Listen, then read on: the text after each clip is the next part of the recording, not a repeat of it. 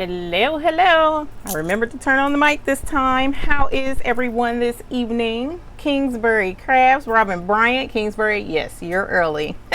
Debbie D, hey love. Erica Betts, hello. Gladys Coleman from Columbia, hello.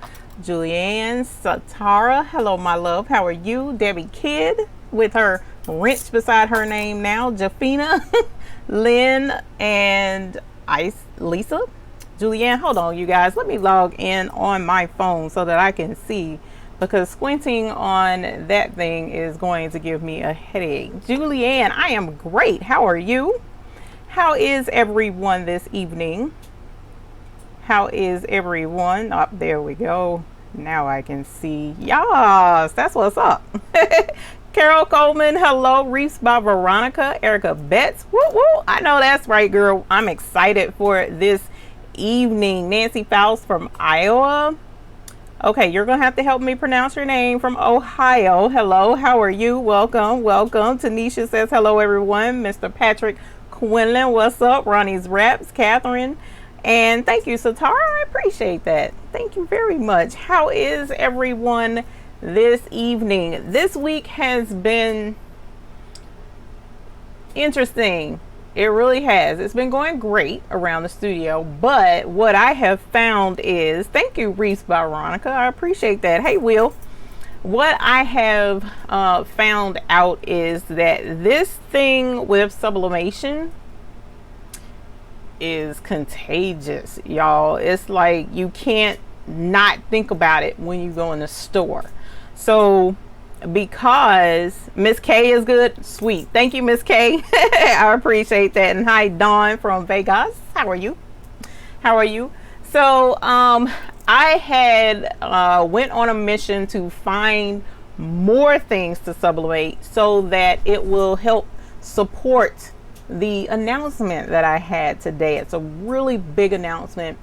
Well, not super big, but big enough. It's big to me.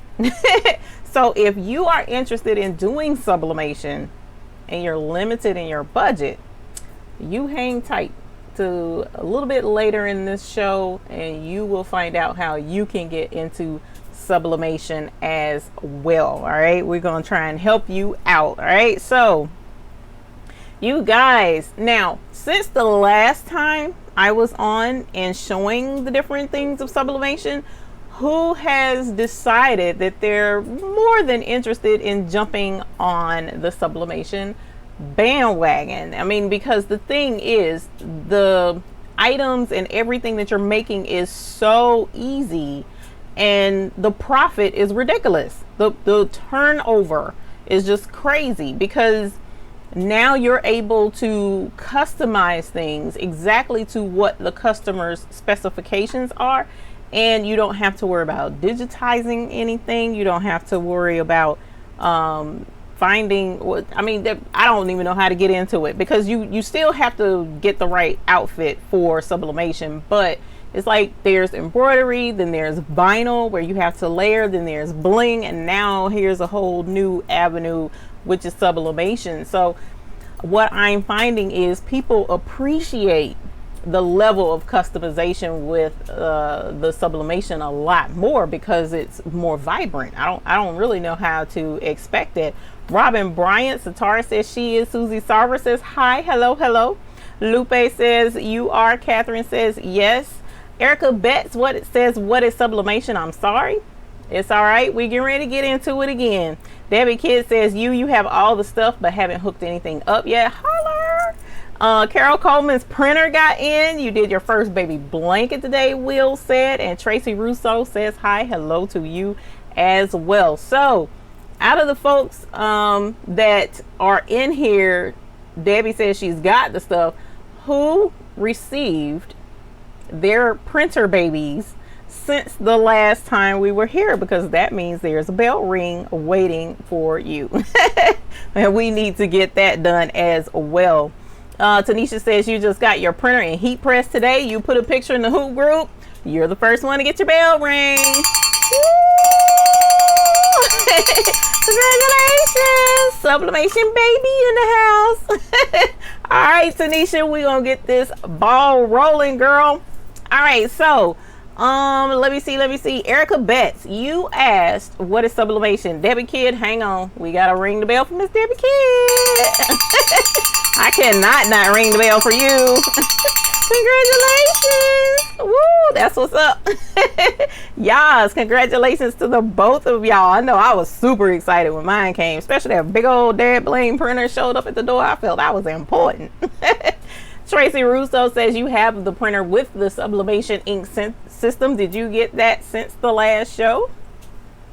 She says, yeah, so excited. Michael Dennis, hello. How are you this evening? I am fine. How are you, Michael? Hello, hello. Welcome. Now sublimation, Erica Betts, is there's a technical thing with sublimation. The actual term sublimation means the process of turning from a solid directly to a gas, bypassing the liquid state. Okay, so whenever we print on the paper, the way it was explained to me, that's your solid. Okay, so I'm gonna show you this. This is paper with the sublimation ink on it, and this is a solid. But once we heat this 400 degrees, roughly somewhere between 380 and 400 degrees, it turns it immediately into a gas. Well, the object that we're sublimating on absorbs those gases, and it creates a permanent imprint on the item that you're sublimating. Okay, so what happens is you wind up with an object that is permanently sublimated. So like, for instance, this is a eyeglass cleaning cloth that I did and put an image on. Okay, and the eyeglass cleaning cloth, you can't feel any texture for the ink. You can't, like if we were to do vinyl, you can feel the vinyl on the surface. All right, or embroidery, you can feel the embroidery. Even with heat transfer paper leaves a texture, it leaves a substance with the ink image attached to that substance on the item, so it wouldn't be as loose like this would be, or soft. So the fabric absorbs it, and it's permanent. Trust me, it's very permanent.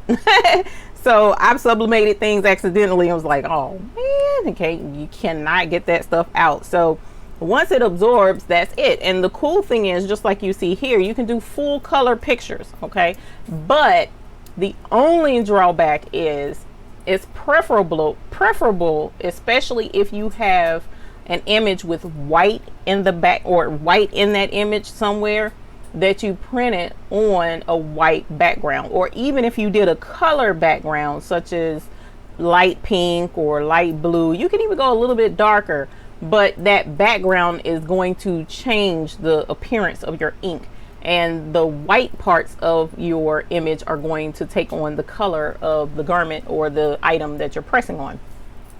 So that's where there's some positives and one drawback, or a couple of drawbacks, to doing sublimation, because you are restricted as to, number one, what you can sublimate on. You can't sublimate on just anything. It has to be a sublimatable item, and you also have to go with lighter colors to make sure that you're able to see whatever it is that you're sublimating on. Now, the cool thing is, though, I have some really unusual things that we're going to be sublimating tonight that I was like, what?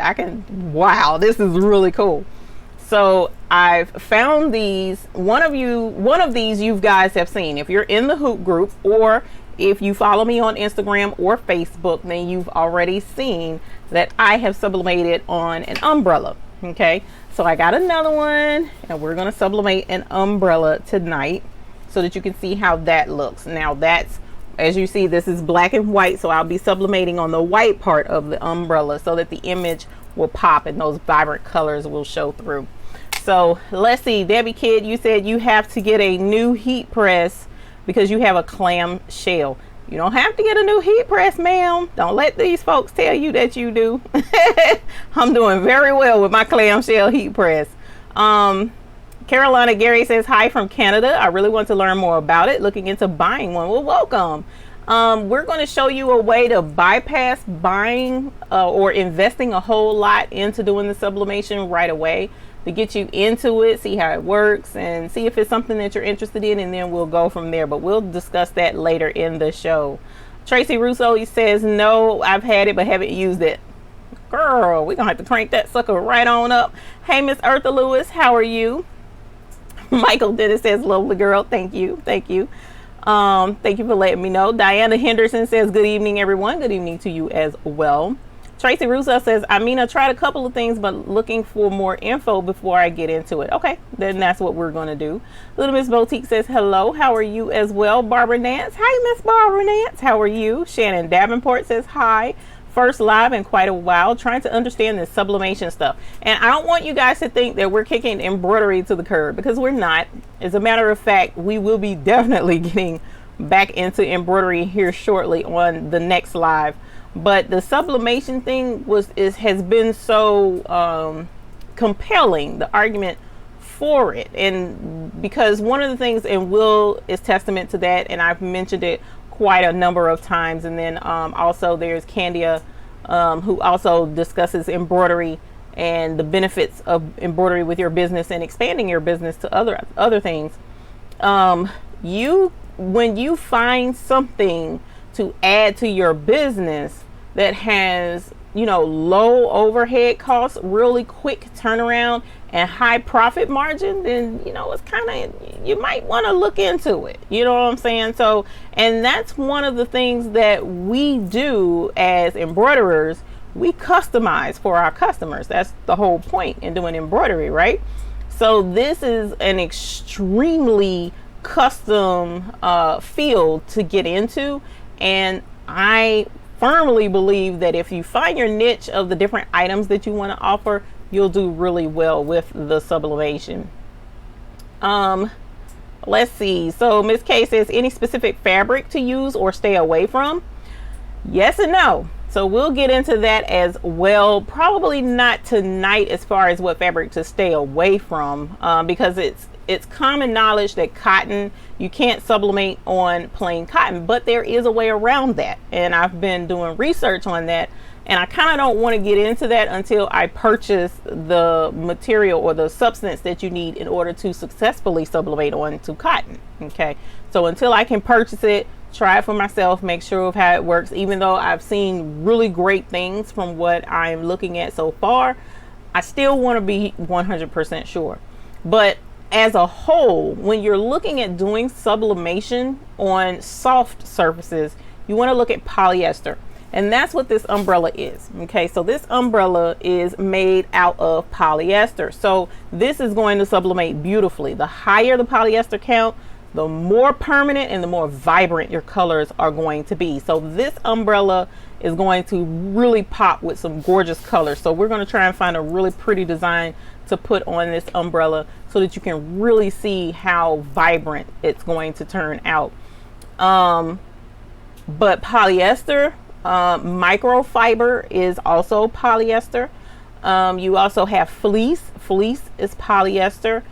So anything that's made out of polyester is interesting. Now, what I was going to purchase, but I didn't, I was going to bring it to sublimate on a shower curtain. Shower curtains are made out of polyester, the fabric ones. So I was going to bring a shower curtain and sublimate on it, but then I was like, you know what, a shower curtain is pretty big and my heat press is 15 by 15. So we could have done, you know, in stages and sublimated something really pretty on the shower curtain, but I kicked that idea to the curb. So I didn't get the shower curtain. We'll demonstrated pillowcases. There are certain sheet sets that you can purchase that are made out of microfiber. And you can sublimate easily on those. Socks, there's polyester socks. I mean, the categories of things made out of polyester are insane. It is insane, the things that you can sublimate on. But the cool thing is it's not limited to polyester. There's also hard things to sublimate on. So we are going to sublimate on a water bottle this evening. So I got this from Walmart. It was $4.95 or something, or $5.95 I think. And we're going to sublimate this. And this is like in season right now. So this is in the picnic area of Walmart. There's a few where water bottles normally are, but where I found this was up front in the seasonal section. So if you want to go and find some of these and you have a mug press, Then I'm gonna give you a couple of tips, and we're going to sublimate on this tonight. They also have this little wine tumbler, and this was in the same section as the water bottle. Now I just brought this to show it to you. I'm not going to sublimate on it. As a matter of fact, I'm not going to keep it because this is just too small for anything that I want to use it for. But you can sublimate on this as well. But notice, I don't know how well you can see that this has a glitter coating to it.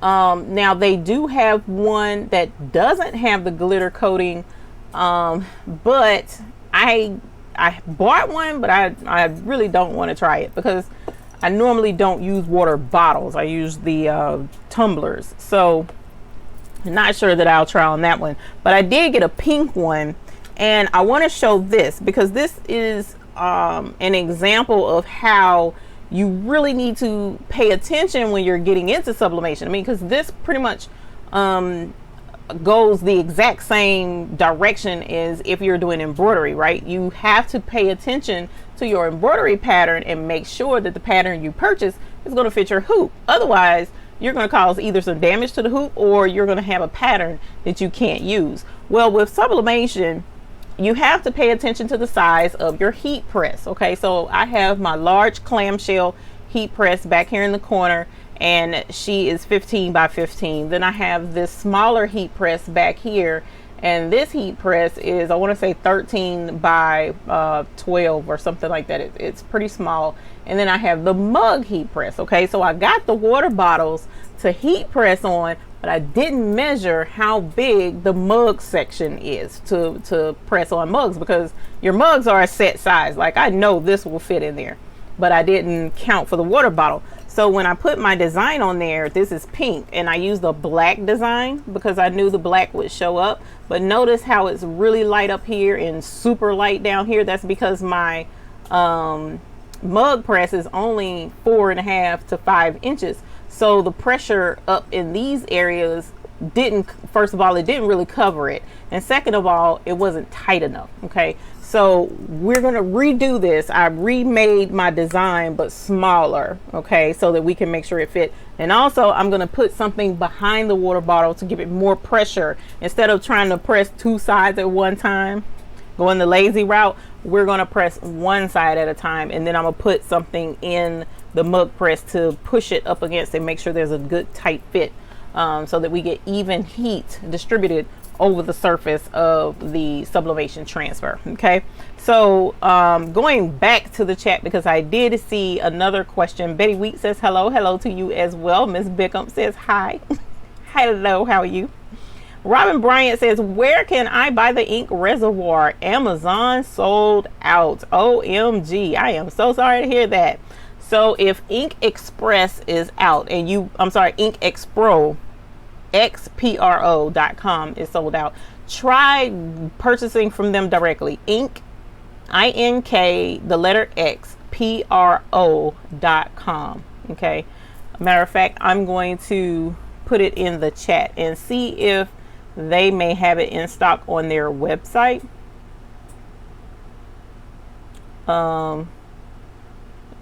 inkxpro.com, and see if that works for you. If they don't have it there either, I mean, because so many folks are getting into it, you can check with, there's another YouTuber, and he sells cartridges and inks himself. He has his own brand that he sells, and it's called Caps on Fire, like a baseball cap. Caps on Fire. He is excellent. He showed his video showed me how to set up my printer, and he sells ink and cartridges as well. I don't think he does the reservoir, but he does the cartridges. So if you're willing to try the cartridges, and in a way, the cartridges, if you're not going to be doing sublimation a lot, then the cartridges would work just fine for you. Okay, but if you're going to be doing a ton of sublimation, then yes, you want to do the reservoir system. Let's see, where was I? Right here. Will says, I'm using my clamshell all the time. That would be correct. Glenn F, hello. Kim Solomon from Connecticut, hello to you as well. Miss Social Dev says, hello everyone, hello. Jennifer says, I am definitely wanting to learn how to do sublimation. It's a lot of fun, so I'm really excited about what we're going to get into. Cindy Long says, Eve, you are as craft diverse as I am. So happy I get to learn more about this. Cindy in Missouri. Man, if I went into all of the crafts I've ever done, we would be here for probably about 3 hours talking about it. It's pretty sad. It really is. I've always been a crafter all my life.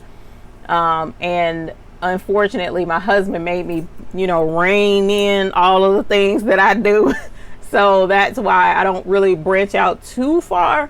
But I think sublimation is going to have to be my cutoff, because we're talking about embroidery, vinyl, bling, and now sublimation, and I'm getting in too terribly much, so I'm gonna have to back down some. Patty O says, hey y'all. Hi Patty O, how are you? Melody Wilcox says, just saying hi while I'm on break at work. I just got a new baby brother PE 750D 5x7, so we need to ring the bell. Woo! Congratulations, Melody Wilcox. Oh man, I hope you didn't miss that on your break. So please, I hope you go back and check this video so that you can see we rang the bell for you, because Will missed us ringing the bell for him the other day. Did you go back and watch that, Will? I don't remember you telling me that. Akira says, you're the reason I started in embroidery. Thank you for the information. Love your work, content, and spirit. Well, thank you. I appreciate that very much. Love what we do, and so we need to make sure we keep our spirits up and going, because crafting is what is the glue that holds the sanity of all of us together. I'm trying to tell y'all, it's a trip, because I think without crafting we would just be miserable. April Smiley says, hello everyone. Hello to you as well. Miss K says, thank you. You're welcome. You're welcome. Will says the 15x15 only has a 14x14 usable size due to edge cooling. Wasn't aware of that. I haven't had any issues out of my edges, unfortunately. I got burnt the other day right there on the edge, but I can understand how that would be the case. The social dev says, yikes, I was going to order a 9x9 heat press. And you know what? If that's what you can do right now, that's okay. Because one of the things and I think that's a 9x13. Now that you, no, 10 by something, because I did just measure the short side and it was 10 inches. But that small heat press comes in really handy for a lot of things. Okay, as a matter of fact, I use the small heat press for the umbrella.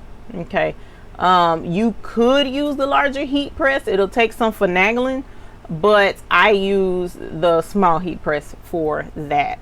All right.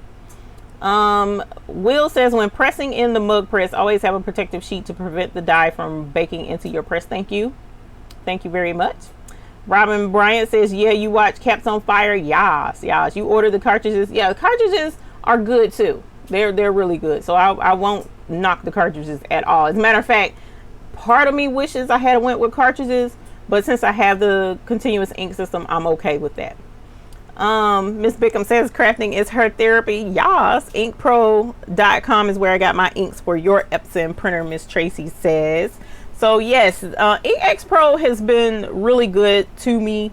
I definitely appreciate what I have, and I've been having a lot of fun. So we're getting ready to get into this, because it's already going into 20 minutes after, and I want to make sure that we cover all these really cool things, especially this last one, so that you can see just how neat it is. I have a heat press, but would a Cricut Easy Press work? Because I have one of those as well, Jennifer asks.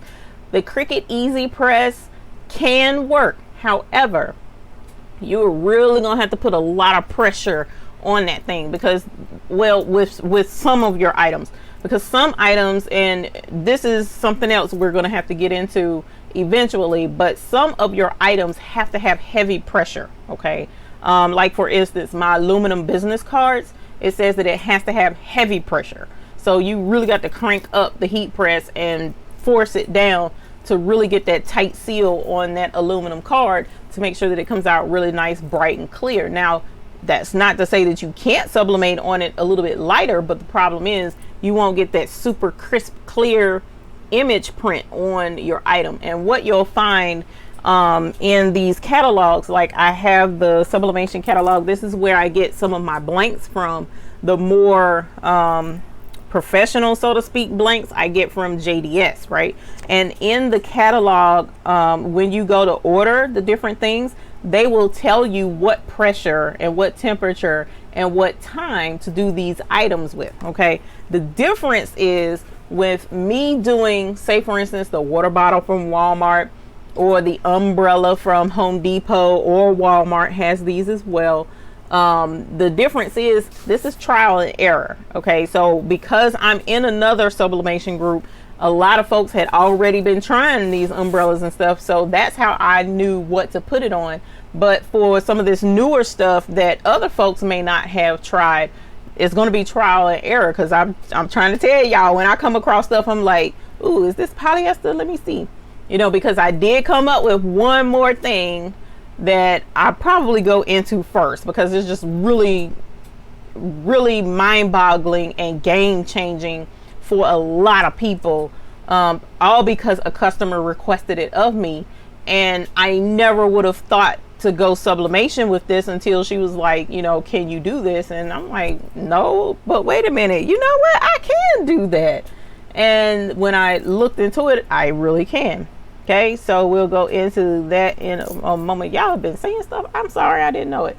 She says, that's your dedicated sublimation printer. Yes, you do have to have a dedicated sublimation printer, because I have a dedicated regular printer and then a sublimation printer. The reason being is because your sublimation inks, when they print, they're very muted, because they're technically not an ink, they're more of a pigment or a dye. So the sublimation isn't going to affect the paper. You have to have heat in order to bring out that vibrant color ink the way it's supposed to be. So with regular printer ink, you don't have to worry about that. When it prints, it's going to print like it's supposed to. But sublimation ink is not. So you have to have a separate printer in addition to your sublimation printer. Linda Hipshire says, good evening. First time back home after total knee replacement. Have missed watching. I am glad you're back home and recuperating. Please be careful. Continue to move that knee and keep it mobile, ma'am, because we don't want that stiffening up. We want to make sure that you can still drop it like it's hot when you need to over by your embroidery machine. Jennifer says, I have a heat press, but with a Cricut. Oh, you already asked that. That's the question that I missed. I apologize. Little Miss Boutique says, I know today is about sublimation. No worries. You can ask any questions. Even if you have a question about embroidery, please go ahead and ask. I'm okay with switching up subjects. So you can go ahead and ask it in here. You don't have to email it or message it to me. Miss Social Deb says, I do quilting, embroidering, cut and scan, crafts of many kinds, and now adding now adding sublimation, most likely. I love it. Will says, normally hard items need about 8 to 10 pressure. That's considered high. And see, with my heat press, there's no way to tell what the pressure is, so we just, you know, crank it up and pretty much go with that. Sharon says, crafting is much cheaper than a doctor. Yes, ma'am, it sure is. I guarantee you that. Jennifer says, thank you for the information. You're welcome. Linda Hamilton, what brand 15 by 15 do you have? I have the ePhoto INC. And if you, which down in the comments below in the description, you will see that Amazon link, in the Amazon link, rather, I'm sorry, I'm trying to type and talk at the same time. In the Amazon link, the ePhoto is listed, and I just put it in the chat below. I was trying to type and say all of that. Were you able to increase the dwell time for the easy press, at least until you can get a heat press? I don't know what the highest temperature is on that easy press, but I know 400 degrees is just about the limit with polyester and a lot of the sublimation that I've been doing. So if you crank up the temperature, it might be possible you can not do as much pressure, but I would be careful with that personally. I don't know of anybody that has done over 400 degrees. So Crafty says, hi, even all, I got my printer Edson 7710 today. All righty, well, we need to ring the bell for you. Congratulations on your new printer. Holler. Congratulations, you guys. This is what's up. Y'all are really gonna wear these folks out with this sublimation. All right, so let me get into this first thing. Okay, so I had a customer reach out to me. All right, and what she asked me was, can you make labels, clothing labels? And I had some labels made through Ica Print, I believe was the name of it, and I've referred several folks to Ica Print to get labels made, and I had these little labels made. But the thing with Ica Print that irritated me was that you couldn't do labels in color. Guess what? These are satin. Satin is polyester. So guess what we can make ourselves now, y'all? If you do sublimation, you can make your own clothing labels. All right, so Debbie D says she has done it. Is that what you're talking about, the clothing label? I tried to save time and go ahead and print some stuff ahead of time. All right, so I went ahead and printed out a sublimation little thing for a label for me, and we're okay. Sweet. See, she's ahead of the game. Why I didn't think of that ahead of time? I wish I had a. So what I did was I measured the ribbon. Now this ribbon is considerably more narrow than the one that I had the labels made. So you would need to go to Joann's Fabrics and see if you can find some wider, if you want wider, because I've seen labels that are as wide as 2.5 inches to 3 inches, depending upon how you want it inserted in the clothing. And of course, you take the ribbon and you fold it in half, and then you sew this into your clothing, right? Same principle. We're gonna try this out with the ribbon. I've not done it yet. All I've done was just print the transfer, and I measured the width of the label, and I kind of put in mind, you know, how this one looked and the layout. This had washing instructions on it. I didn't want to go through all of that because this is just demonstration, but I did put my website, I put warm wash, and then I put no bleach, just to try it out and see how it goes. So as you can see, once I lay the ribbon on top, it covers the image, okay? And that's what we want. We want it to completely cover the image before we press it. And what I'm also going to do is tape this down. Now, when you do sublimation and get into sublimation, you want to invest in heat tape. Someone may ask why. Why would you do heat tape? Well, heat tape is imperative because what you'll find is if you sublimate on something and you go to lift your press, whether it's clamshell or whether it's this type where it's pressure down, or even if it's automatic, doesn't matter. As it comes up, the vacuum of the top of the press coming up will sometimes draw your sublimation transfer up, and then it'll land back down on the item that you're sublimating. And the problem that could cause is the heat is still so super hot in there with that transfer that some of the little bit of the ink that's left over will move and still press onto the item, and it'll cause ghosting, which is showing an image of your image that you're sublimating. It'll make an extra image and you'll be able to faintly see it, and it's not attractive, and we don't want that. So you want to invest in heat tape, and I have some heat tape right here. This is, I believe this is in the Amazon store as well. I'm gonna have to double check that because right now I can't remember if it's in there or not. My bad. So we're gonna get a little piece of heat tape, and I'm gonna tape this ribbon to this paper so that when we press it, it'll stay in place. Okay, and like I said, I haven't done this before, but Miss Debbie D says she's already done it, so we know it's going to work for us, don't we? All right, so I just got one little teeny piece of ribbon. We're just gonna give it a shot. This is a mega roll of Yama ribbon. This is from Walmart.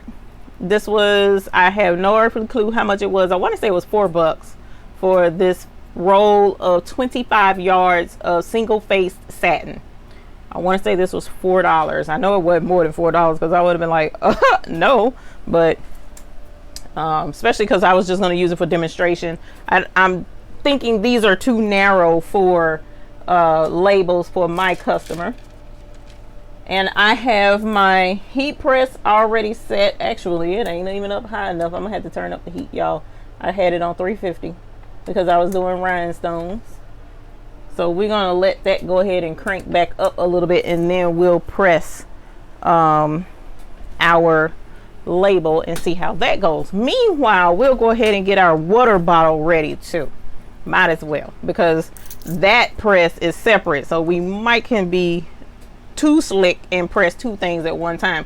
And usually when I'm pressing more than one thing at a time, it never goes well. But we're gonna try it anyway. Hey. All right, so we are going to do a water bottle.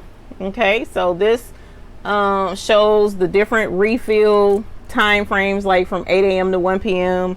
You know, you want to get it down, and then, you know, so on and so forth. I do need reminders on getting water in because of being diabetic. It's quite helpful to have water.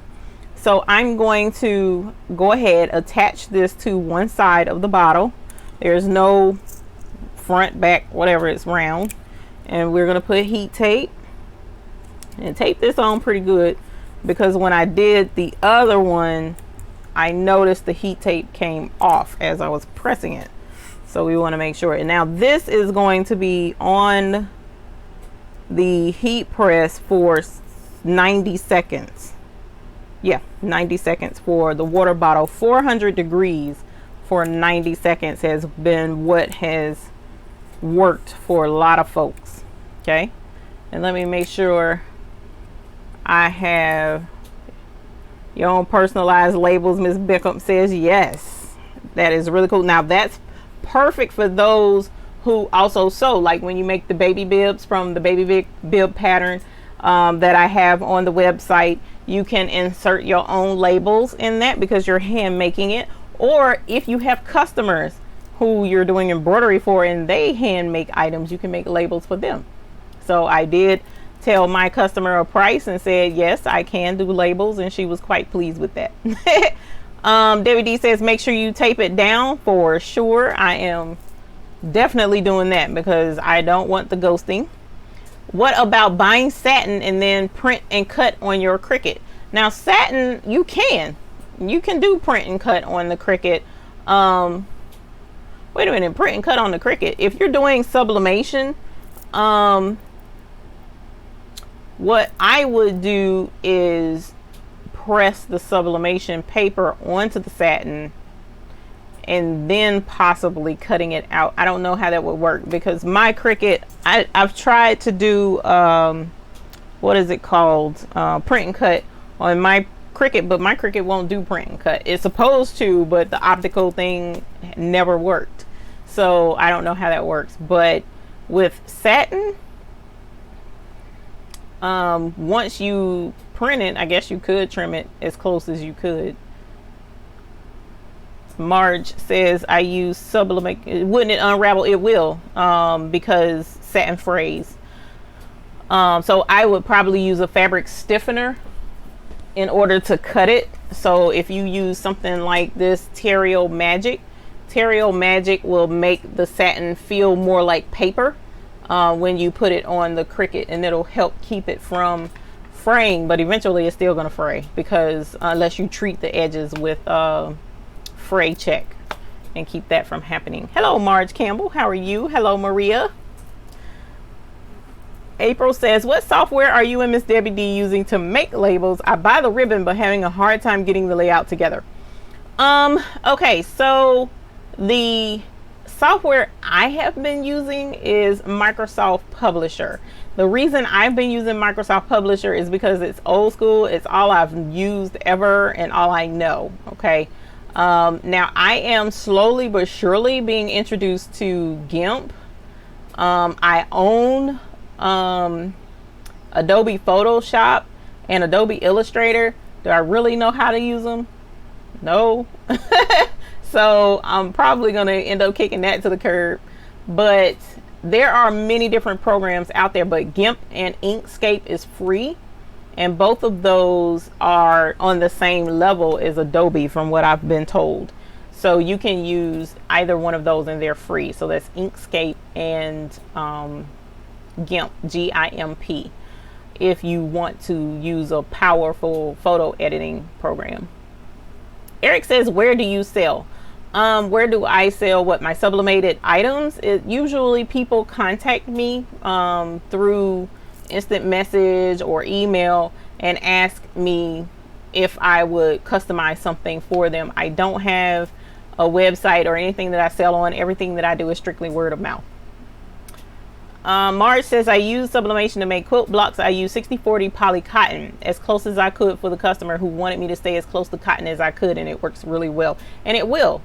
60/40 is good, and it will definitely get an image looking absolutely gorgeous. It may wash out a smidge over time, but I've even heard that 60/40 still hangs on to the ink pretty good, so you should be okay. Cricut is also coming out with the sublimation marker. That is correct, April. It's a little bit different though, from what I've been told. Something's different about what they're doing with their ink, because for whatever reason it's not as vivid from the reviews and the things that I've seen with it. So I'm waiting on someone a little bit closer to grab a hold to it and let me know how that turns out. Contessa, hello, how are you? Gimp, what did I say? Did I say the wrong thing? Did I say Gimp? Thought I did. I might have said the wrong thing. I did a live about Gimp this past Friday night on my channel. That is correct. Will did. That is absolutely correct. I watched another Gimp yesterday. It was a part of a series of tutorials, so I did forget that there was a live on Will's show Friday night. So if you check out his channel, he has a tutorial on how to use GIMP to edit photos. Hello, Mary Binkley, how are you?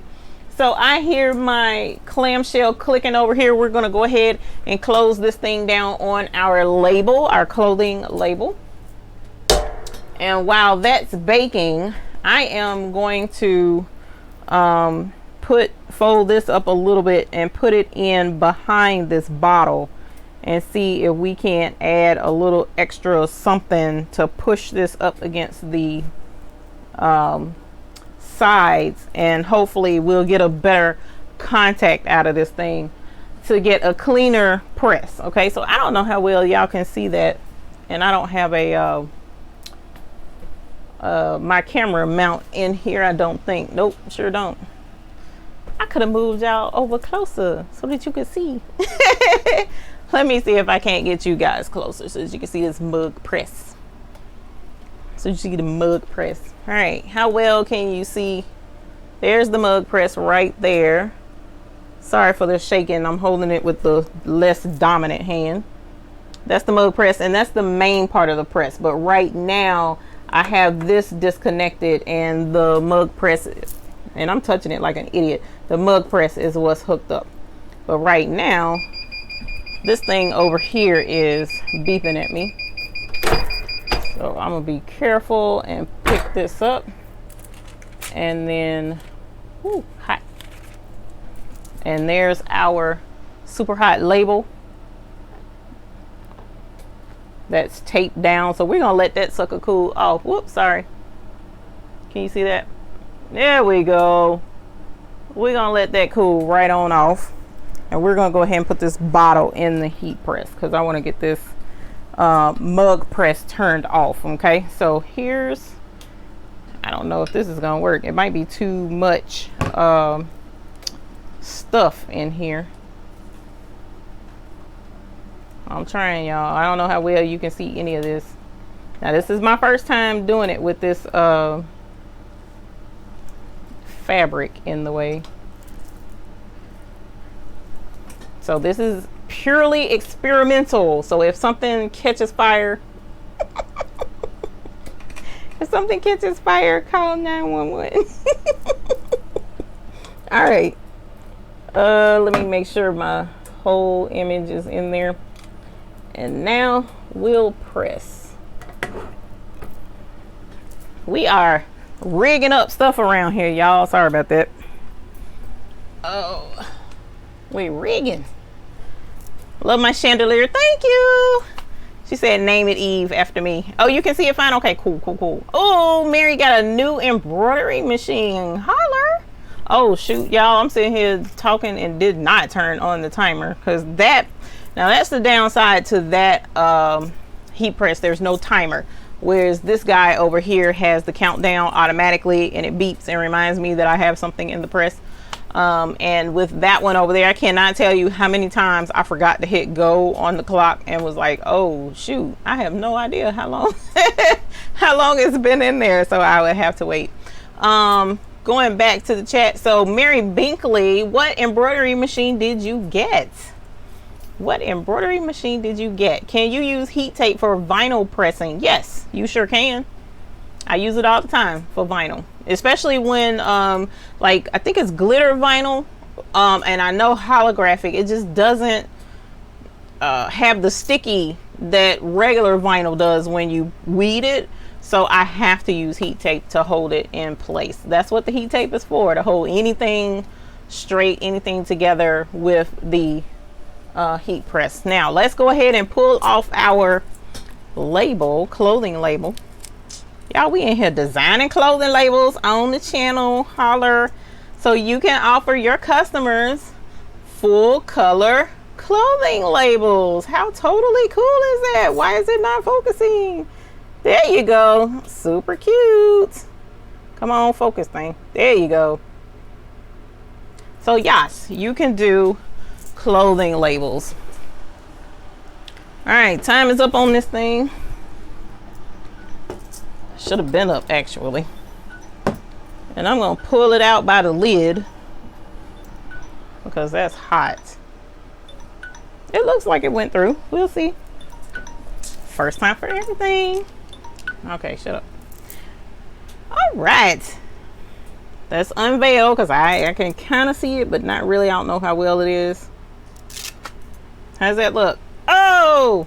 It's still a little bit too big, but my "you got this" is kind of high and the refill is kind of high, but look at the rest. That's purple. Purple, dark purple and light purple on the silver grayish bottle. So you definitely, like Will was saying, how the edges don't have the heat. So I'm gonna have to, with my mug press, because I don't have a really long one, I'm gonna have to concentrate my image to right in here. Where's my tape measure so we can see what size that is roughly. Whoops. And that edge was really good in the press and that one wasn't either. So see, we learning on this channel, y'all. Hang on. I'm trying not to touch it. I'm trying to measure it without touching it. How retarded is that? Hold on. Okay, so that's what, 3.5 inches of space that I have to play with. Although the actual cuff, the length of the cuff front and back is 5 inches. So I only really have a good 3 inches right in here in the center to play with, 3.5 rather. So that's important to know. Now I need to measure this then, because that's one side of the bottle and I knew that one was the longer graphic, but this is the shorter graphic right here. And let me see how long this is, because I cannot remember. So this is about 4 inches. So part of this may not transfer very well, and I refuse to reprint it, so we get ready to press this on here just like it is. All right, so I'm gonna trim it just a little itty bitty bit. Just saw that this is Michael. This is at Michael's? What's up at Michael's? Miss Campbell, can you just buy the ink and cartridge pack for the WF 7610, pop it in, print, and start sublimating? Can you just buy the ink and cartridge pack? What ink and cartridge pack? Because the sublimation ink and cartridges that you can purchase, I don't know of any sublimation ink and cartridge set where the cartridge is already filled with ink. You actually have to fill the cartridges yourself before installing them in the printers. So if you are if you're coming across a set that says sublimation and it's already filled, I've never heard of that. The one on your Amazon list, the one on my Amazon list is not pre-filled. So you have to actually put the ink in the cartridge systems. So the one that I have over there with the ink reservoir, let me take you guys and show you that real quick as well. Give you a up close and personal of the ink reservoir. Oh, I started to unplug my mug, but I can't because I got to put the other side in. Okay, but yeah, that's my, where did I get that from?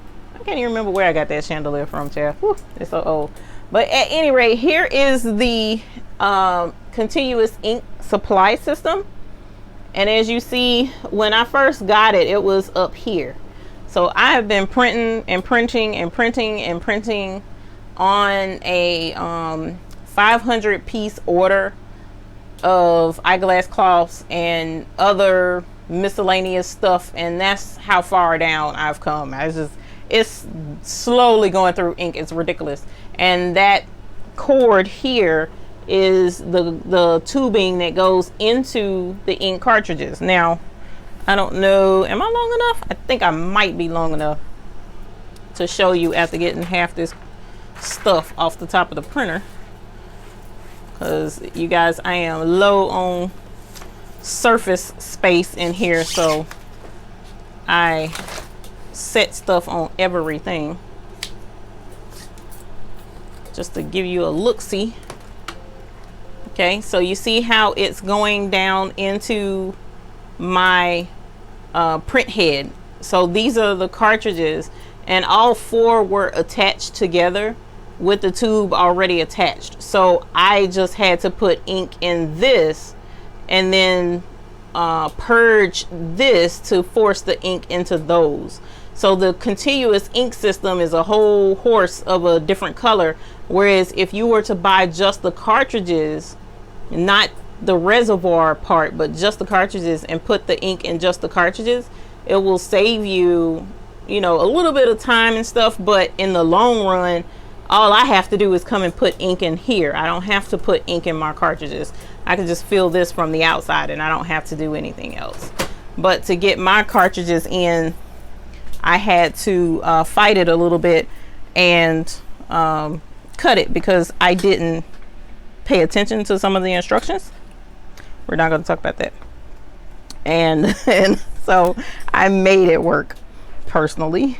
Probably shouldn't have, but I did. So that is the continuous ink system, and y'all, it is blue blazes in here. Sorry for the air conditioner noise, but even with the AC on, 2 heat presses equals 1 smoking hot mama.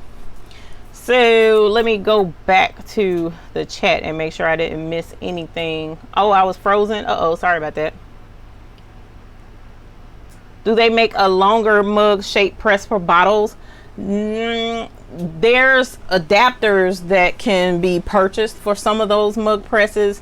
There's also wraps that you can buy from Amazon, I think, that you can wrap, and you can actually put these in convection ovens. I've seen people doing that, and they're able to sublimate a whole bottle doing that. I wouldn't do that because I doubt I'll do any more bottles unless somebody asks me for it. Then we'll have to figure that out, but we'll have to. Can you do it in 3 shots? Yes, sure could have, Tracy. That was actually really smart. So especially with this design, because there's parts to it, it's not like one full continuous no break in the ink whatsoever. So I could easily split it here and press this top part, and then down here and press the bottom part as well. Let me see. And I can do the same thing with this, because I can cut it and then press this part and then come back and press the second part. So yeah, I could get like MacGyvery and make it happen. Let me see. Viking Jade 50. Yas, congratulations, Miss Mary. Did I ring the bell for Miss Mary? Yeah, I rang the bell for Miss Mary. Okay, I'm losing it. It's hot and I'm getting tired. You want some labels? Got to get some to put in your clothes. Yas. Do they? Okay, like the middle part, top part, and the bottom part. Yes, you were right. Barbara Nance says, I have been having internet problems all weekend, so not sure if it's me or you're streaming, but you're frozen. And it could have been me, because one of the things I've learned is with me moving my camera around like that, it will use up a lot of video juice, for lack of better words, because I don't know the right terminology, and it will cause it to lag out. So that's why I try not to move it very much. All right. If you have a printer that is dedicated to sublimation like Sawgrass, they have refill cartridges. The one we use is not. So like I mentioned, Caps on Fire, he sells the actual cartridges without that reservoir system part. So you can just refill the actual cartridge themselves, and he shows how to do it and everything. So there are ways to do that. Eddie Jr., yo, what's up? Catherine, yes, that's a lot of ink. It really is, but it doesn't blow through the ink either. So that's why I absolutely love it. Marge, thank you for that explanation. Dorothy Gaston, hello Dorothy Gaston, how are you? Josephine Fry as well, hello.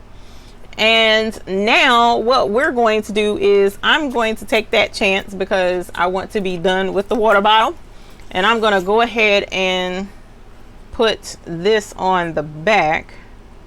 Probably should do it in stages so that I can quit being trifling.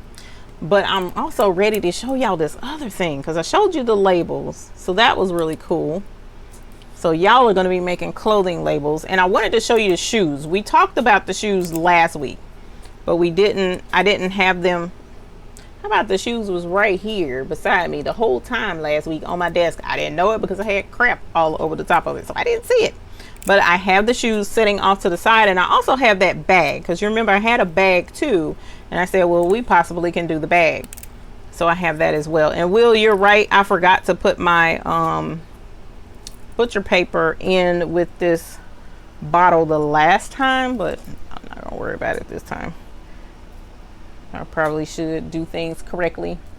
After all, I am trying to explain how this stuff works, aren't I?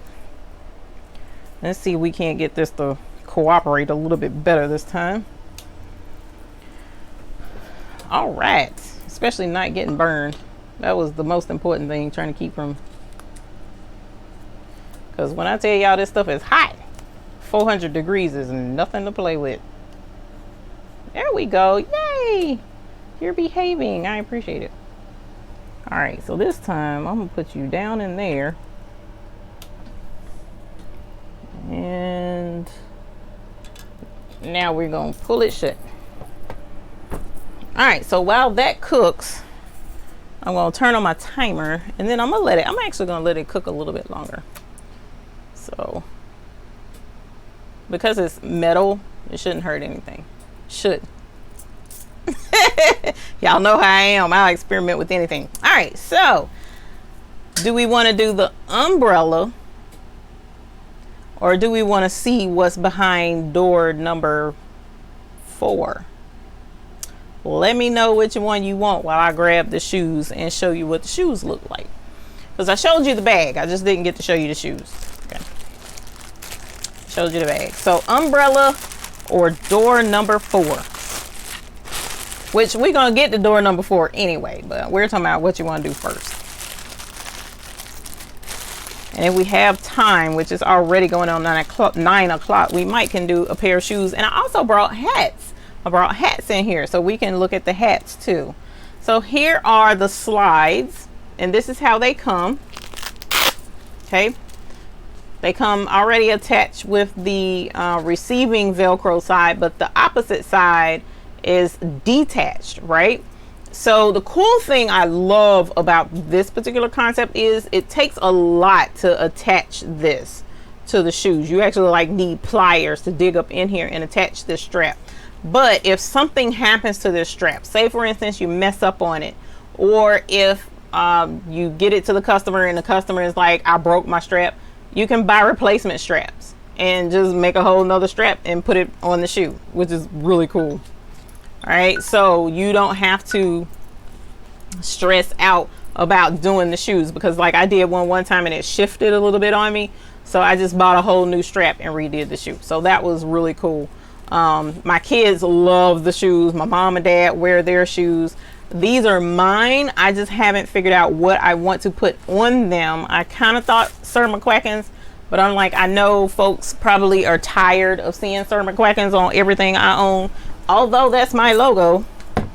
But I wanted to, look at that, see the tape came off by itself on this bottle, but I wanted to figure out something kind of really cute to go on the oh, that didn't look too bad, y'all. It didn't turn out too bad.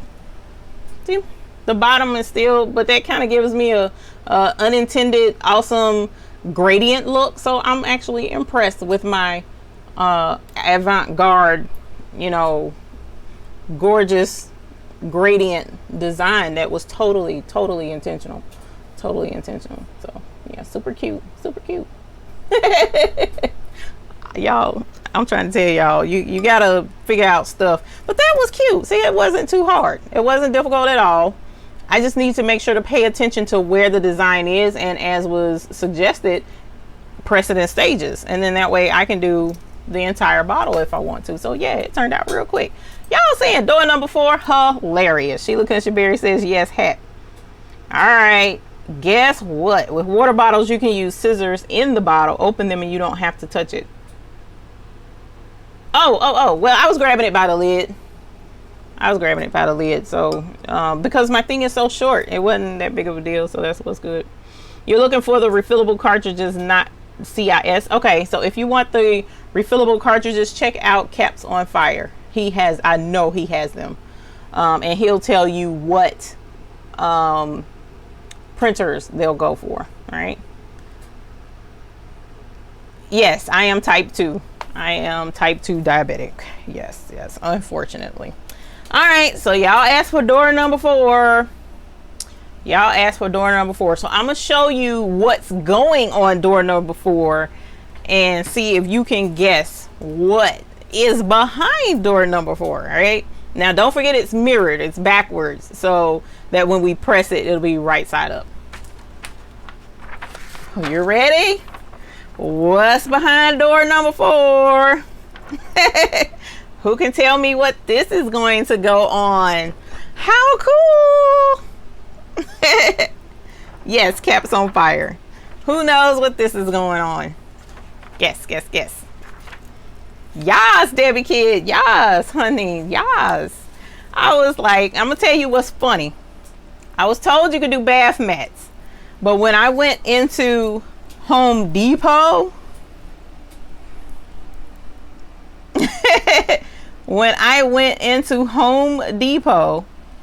I'm gonna tell you how crazy this sublimation thing has gotten you, right? I go in Home Depot and I'm like, oh, I wonder if they have a mat that I can put outside the door and sublimate on. And so I go looking at all the mats and stuff, and I'm gonna show you what I'm looking for.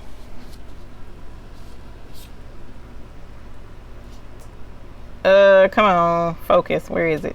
It is right here somewhere. There it is. See what it says? 100% polyester. So that lets me know this right here, I can sublimate on. So this is a heavy duty, big old dad blame welcome mat that's going to replace the little bitty Dollar Tree welcome mat that I currently have sitting right outside my studio. So we're going to, now I only have the 15 by 15 though. So if you have the larger heat press, man, the stuff you could put on here is amazing. But I only have the 15 by 15, so we're just gonna put Sermon Quackins right there in the middle. All right, so let me see if this turns. I can't remember if it turns or not. Yeah, it does. Cool. All right, so y'all can see a little bit of my messy studio. Is that gonna stay? It's gonna stay a little bit. Okay. I should have pulled my heat press forward more. I'm getting my microphone cord tangled up in my wheels on my chair, rolling around too much. Y'all see me rolling? You hating? All right, so I'm just going to center the mat. I'm gonna turn this off real quick, y'all, so that I can hook the other thing up. I'm just gonna center the mat. I'm not measuring anything because again, this is for me and this is mainly for demonstration purposes.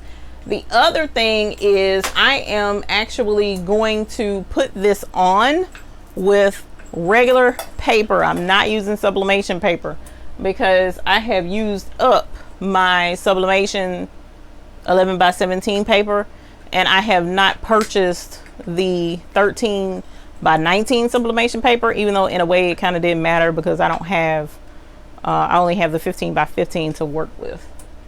So I'm trying to get this hooked up so that, because this is what I use for the umbrella, so I'm gonna turn this on and get that part heated up. And now let's put Sir McQuacken on there. Sorry about that. So we're gonna lay Sir McQuackins right there. I'm gonna eyeball that he's in the center, And I probably should tape him down, right? So we don't get him sliding all over the place. And let me grab my phone so that I can see the chat. On borrowed time homesteading said a sign. They do have signs actually with there are aluminum signs, metal signs that they have available with JDS, the company that I just showed the catalog for.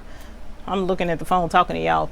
The catalog for, they actually have metal signs, actual, you know, official commercial signs they have where you can sublimate on the metal, and it is gorgeous. Oh, it turns out beautiful. All right, so I'll tape that down. Whoops.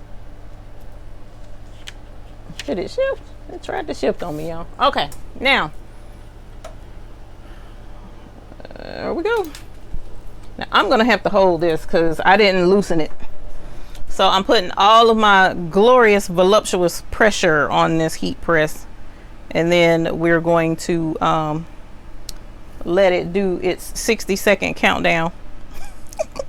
You see, you strike a pose while you sublimate, and then everything turns out beautiful when you strike a pose.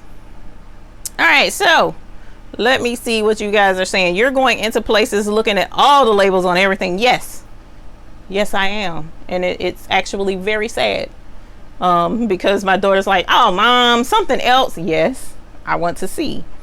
But we were in the bathroom section, and so now it's to the point where even she looks at stuff because she was like, go ahead and get the shower curtain. And I'm like, no, that's too much and that's too big. So I'm not going to do the shower curtain. Go ahead and get the shower curtain. No, I'm not going to get the shower curtain. So I didn't get it, but even she's looking at it. So Mary Binkley says you're watching on the 96-inch. Holler, just like you in the room with me. That is funny. Hey girl, how you doing? You got some chips? You got some drink? Knowing I don't need either one of them. All right, y'all, you ready to see? I'm gonna ease it up, and I'm hoping all my voluptuousness was enough. It felt like it shifted. It shifted a little bit. All right, so something looks funny. So I will be the first to tell you it does sublimate. I will also be the second to tell you that I should have put something up under it in the middle. And I'm trying to think, it smells like, no, it didn't. It smells like it was burning, but I know that's the rubber, but it's still not bad. The middle of the C and the O, the L, C and the O, and when it was laying on the mat, when it was laying on the heat press, it was bowed on the sides, and so it kind of folded like this in the middle, and so I'm sure that had a lot to do with it. And then if I had have put the pressure on like I was supposed to, instead of holding it with my voluptuousness, which probably wasn't enough, which is a good thing. That actually makes me feel real good. So that probably would have helped make sure that it would have sublimated better. And I didn't use sublimation paper. I used regular copy paper. So those few things, if I had to use sublimation paper, it probably would have sublimated a heck of a lot better than what it did. But for it to just be copy paper, and this is permanent, this is not coming out. So I think it's actually pretty damn cute. I'm gonna have to take a picture of this in front of the floor of the studio out there so that you guys can see it. So what y'all think? I thought that was pretty neat, even though it, like I said, the middle part kind of sucks a little bit, but like I said, I didn't even use sublimation paper.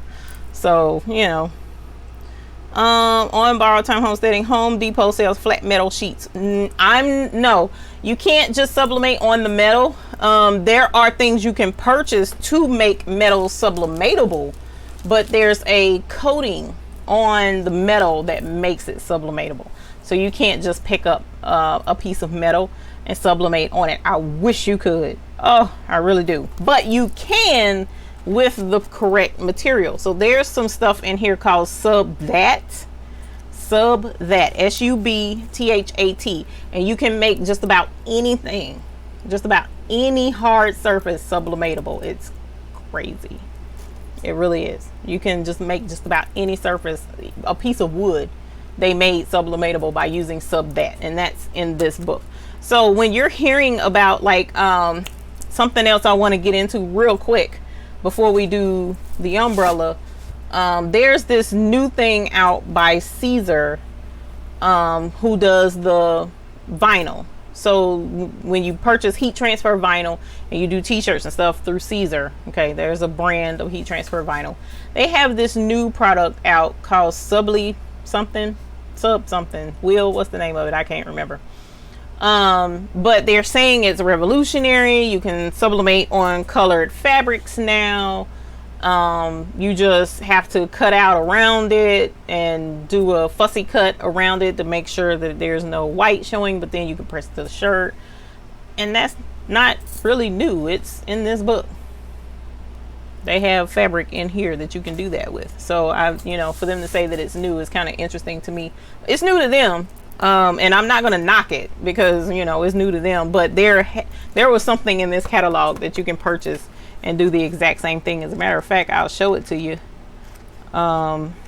It is right here, just before the shirts. It's called Subtag. Subtag is a production-friendly sublimation solution for decorating cotton and collie. Collie. Can y'all tell I'm getting hot and doing the most? For decorating cotton and cotton poly blended fabrics of any color, including black. You cut custom shapes with laser plotter, which is the cutting machine, Cricut or Silhouette, or by hand. Decorate on dark fabrics, durable, strong adhesive, washer dryer friendly. And this is it right here. It's called Subtag. They already had it. JDS already had it. So Subtag, I don't know who that is, but you already could have decorated on dark fabrics with those guys. So we shall see. We shall see. Let me go back. Where am I? Okay.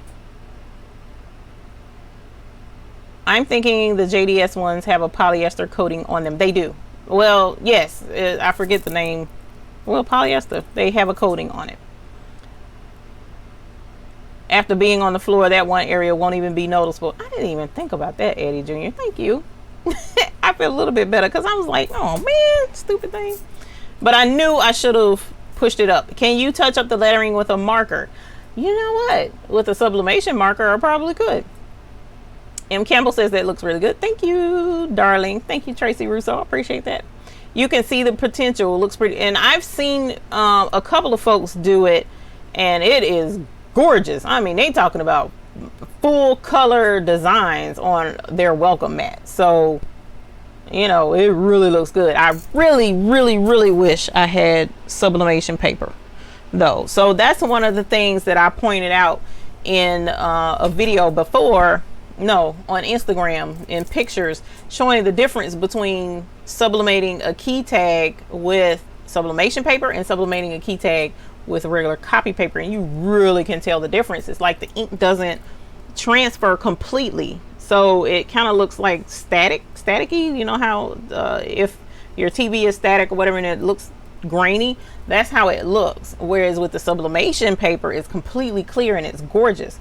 So there is a benefit to using sublimation paper versus the copy paper. But if you're in a pinch and you're trying to get something done for a personal reason, in my opinion, then yes, you can use copy paper and it does work. I've used it and it has worked. In this instance, because that's so thick and is so bulky and heavy and on there, I would like to try that again with sublimation paper. That mat at Home Depot was $12.95, so $13 for that outdoor mat. $13.95. So it's not a bad deal. Even if you did mess up on it, it's $13. I'm not saying that that's pennies or anything by any means, but it is a smaller investment, because I guarantee you if they had that mat in here, it would not be $13. It wouldn't be at all. Gonna have to let us know how durable it is. I will. Caesar was bought out by Stars. Oh my God, did not know that. But I tell you, all kind of folks is getting bought out. Easy Subly, thank you. Sheila Chan, welcome. Thank you for joining us. All right, you guys, so umbrella time, which I have not even printed a design. So, oh yeah, I said we were going to try to find something really cute. Oh, let me show you the hats too, real quick. Here are the hats that I use for sublimation. So they're like trucker, but it's got this foam front. And when I tell you they sublimate beautifully, these sublimate really well. So I need to do some hats for my dad. I doubt we'll have time for that tonight. Before we get to while I'm working on the umbrella and getting a picture for the umbrella, I wanted to point out something. I said that there was an announcement that I wanted to make and let the same umbrella from Home Depot. Yes, it's a $5 umbrella. And Walmart has it, same price. They have black and white, they have gray and white, and they have royal blue and white as well. So whereas Home Depot only had the black and white, but I think they have online an all white umbrella, and that's my next goal, is to try and find that, because I know that's really going to be super cute. But for those of you who are interested in getting into sublimation and you don't have the means to purchase the printer yet, the ink yet, you know, the heat press, all of that, and then buying your blanks and all of that jazz, what us beautiful folks here at the Baby's Booty have decided to do is offer to print sublimation transfers for you. All right, so if you are interested in getting into sublimation and you want to customize something, you have a heat press, right? Though that's the only thing you'll have to have is a heat press. Then you can send a picture, which I already have the form on the website. Everything is set up. I just have to turn it on so that it'll be visible, but I wanted to do the video first, do this live first. But you will be able to go online, fill out the form for the quote, and say, I have this picture, this is the size that I want it. You have 3 options, whether to do the 8.5 by 11, the 11 by 17, or the 13 by 19, depending upon what you're trying to accomplish. And we will print it for you and ship it to you. How cool is that? So that is going to be a new option for those of you who are not able to get into sublimation just yet. And I have been working with a couple of designers, or talking to a couple of designers, to see about having some designs available on the website that you could purchase as sublimation transfers that we would print out. You could purchase from, or actually, let me rephrase that. I was looking into that, but then I thought about it. It's easier if you were to go onto Etsy, for instance, and you found a design that you really, really like, the t-shirt design, for instance, and you say, you know what, I want that design. You can purchase the design, send it to me, I print it out and send it right back to you. Okay, that way you're buying the design from somewhere else, but I'll print it out for you. The 8 by 8.5 by 11 is $149 a sheet. The 11 by 17 is $199 a sheet, and the 13 by 19 is $249 a sheet. $249.99. I think I'm saying that. $2.49 a sheet. So you will be able to get custom transfers. Sorry, I'll try. But my thing is, I know that it's a lot to buy the printer and then the ink and then the cartridges. Should I do reservoir? Should I not? Heat press. Then you gotta buy blanks, and it's just like, it's a lot. And I know it was a lot because it was a lot for me. Y'all don't understand Y'all don't understand the drama that goes on in this household over here when I'm wanting to go buy blanks. When I'm wanting to go buy blanks, and he's like, you've already spent enough money, and I'm sitting here like, but I want blanks. I got to show the people the blanks. So it can get expensive. It can get pricey, because like this was $5. The water bottle was $5.90 something, $5.95. The shoes are $9 and something. Even this little bitty cup was $5 and something. The mat, like I said, was $13. Oh, I was gonna show y'all that too. I also got sun visors for the car, which are polyester. The hats was an order for somebody, for my dad. He bought the hats. But you know, it can get pricey and you have to be careful, you know. So my thing was, there are people out there who offer sublimation transfers. You can purchase sublimation transfers right now on Etsy, where you send them an image and they'll send you the sublimation transfer as well. So this isn't a new thing, but being that I know you guys have the tight relationship with the hoop group and with myself, that if there's something custom that you really want, I don't have a problem trying to help you accomplish what you want. My only thing that I request is that you already have it designed the way you want. I am not a graphic designer. I am terrible at designing graphics and stuff. So if you, say for instance, want a unicorn picture and you want it to say something fancy up under it in some kind of fancy font, you'll have to put that together yourself or purchase it that way, because I'm not great at designing or doing digital or graphic design for that matter. So that being the case,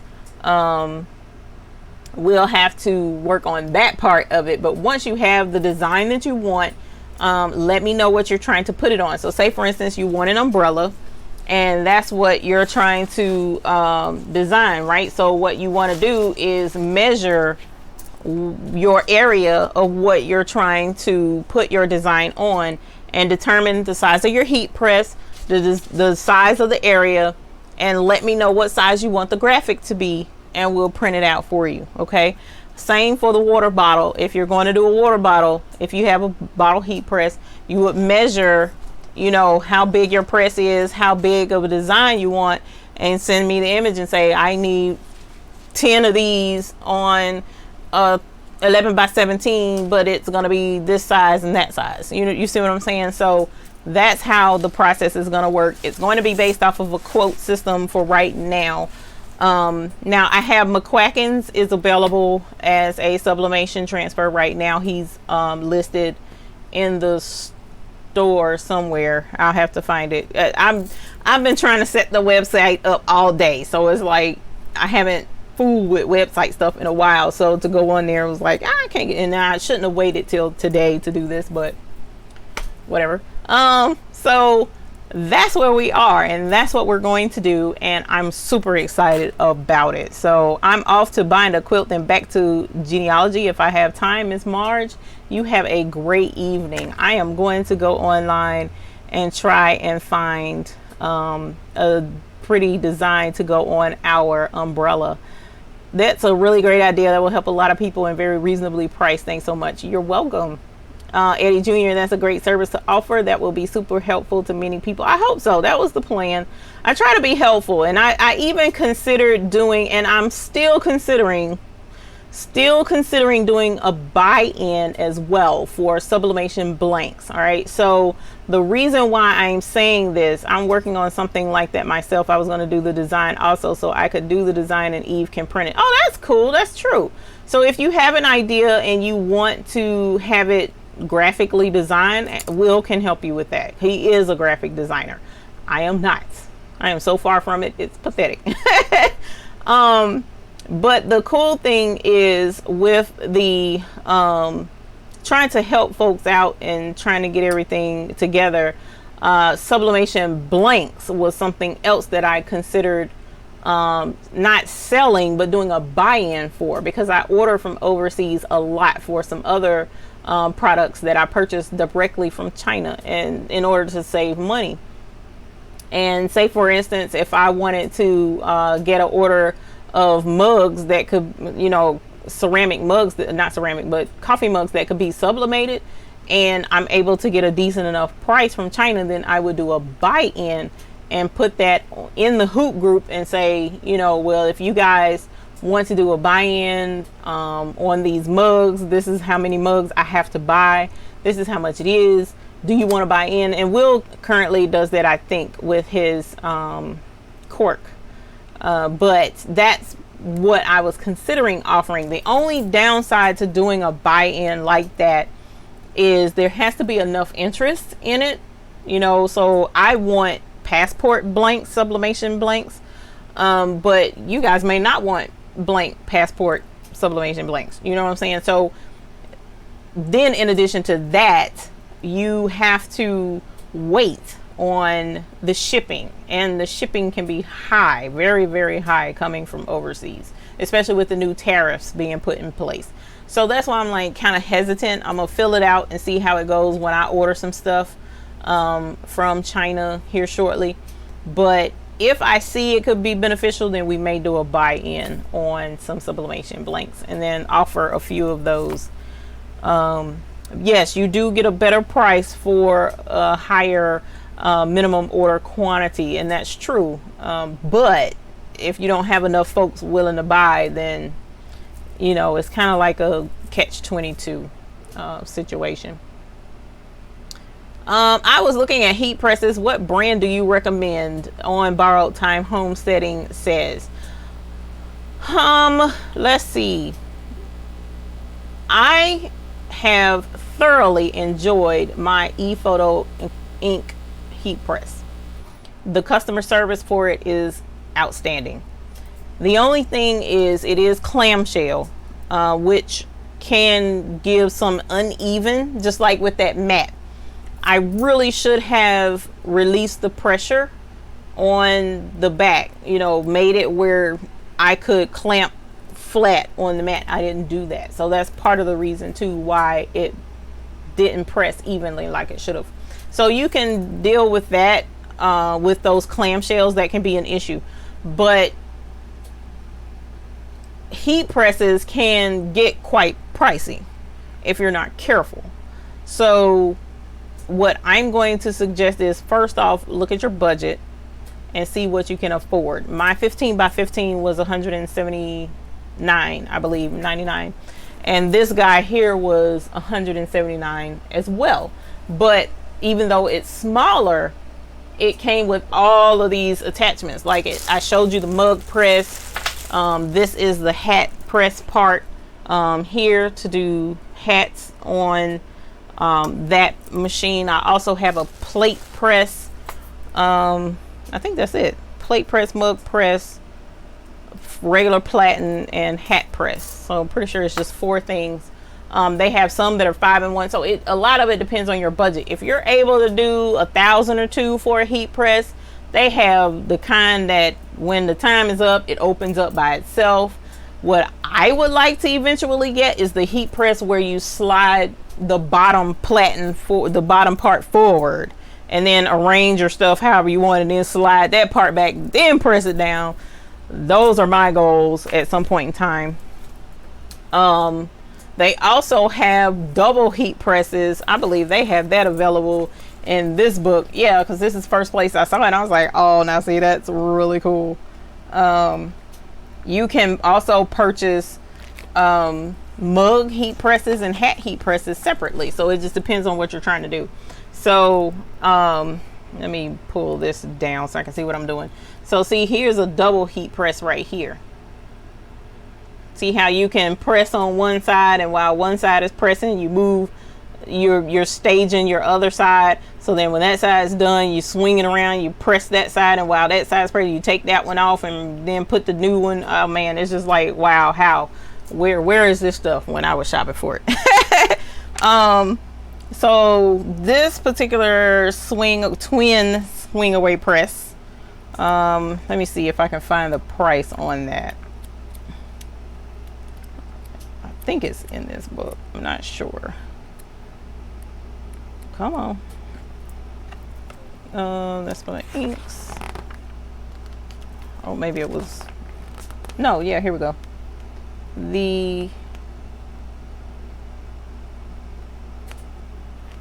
That's the swing away twin. Okay, so the 16 by 20 twin swing away heat press is $3,290. The 20 by 25 twin swing away heat press is $4,830 from this particular company.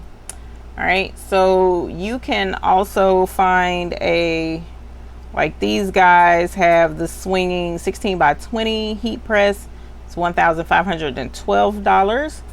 They also have a 20 by 25 digital jumbo swinger heat press for $3,432. And right now, from what I'm seeing, 20 by 25 is the largest heat press that these guys offer. So the two types presses you could get is clamshell, where it folds down, or that drops straight down. And this heat press back here is the kind that drops straight down. And some people say that that's better for sublimation, but you know, to heat each his own. So personally, first of all, your budget is the main thing, because I'm not going to tell you you need this $4,000 heat press when you can't afford it. I'm not going to tell somebody that you got to have that when they possibly can't afford it. I'm saying you can't afford it. I didn't mean to say it that way, but I'm not going to tell you that that's what you have to have when I'm using bare basement myself. If I could have purchased the Big Daddy, I would have purchased the Big Daddy.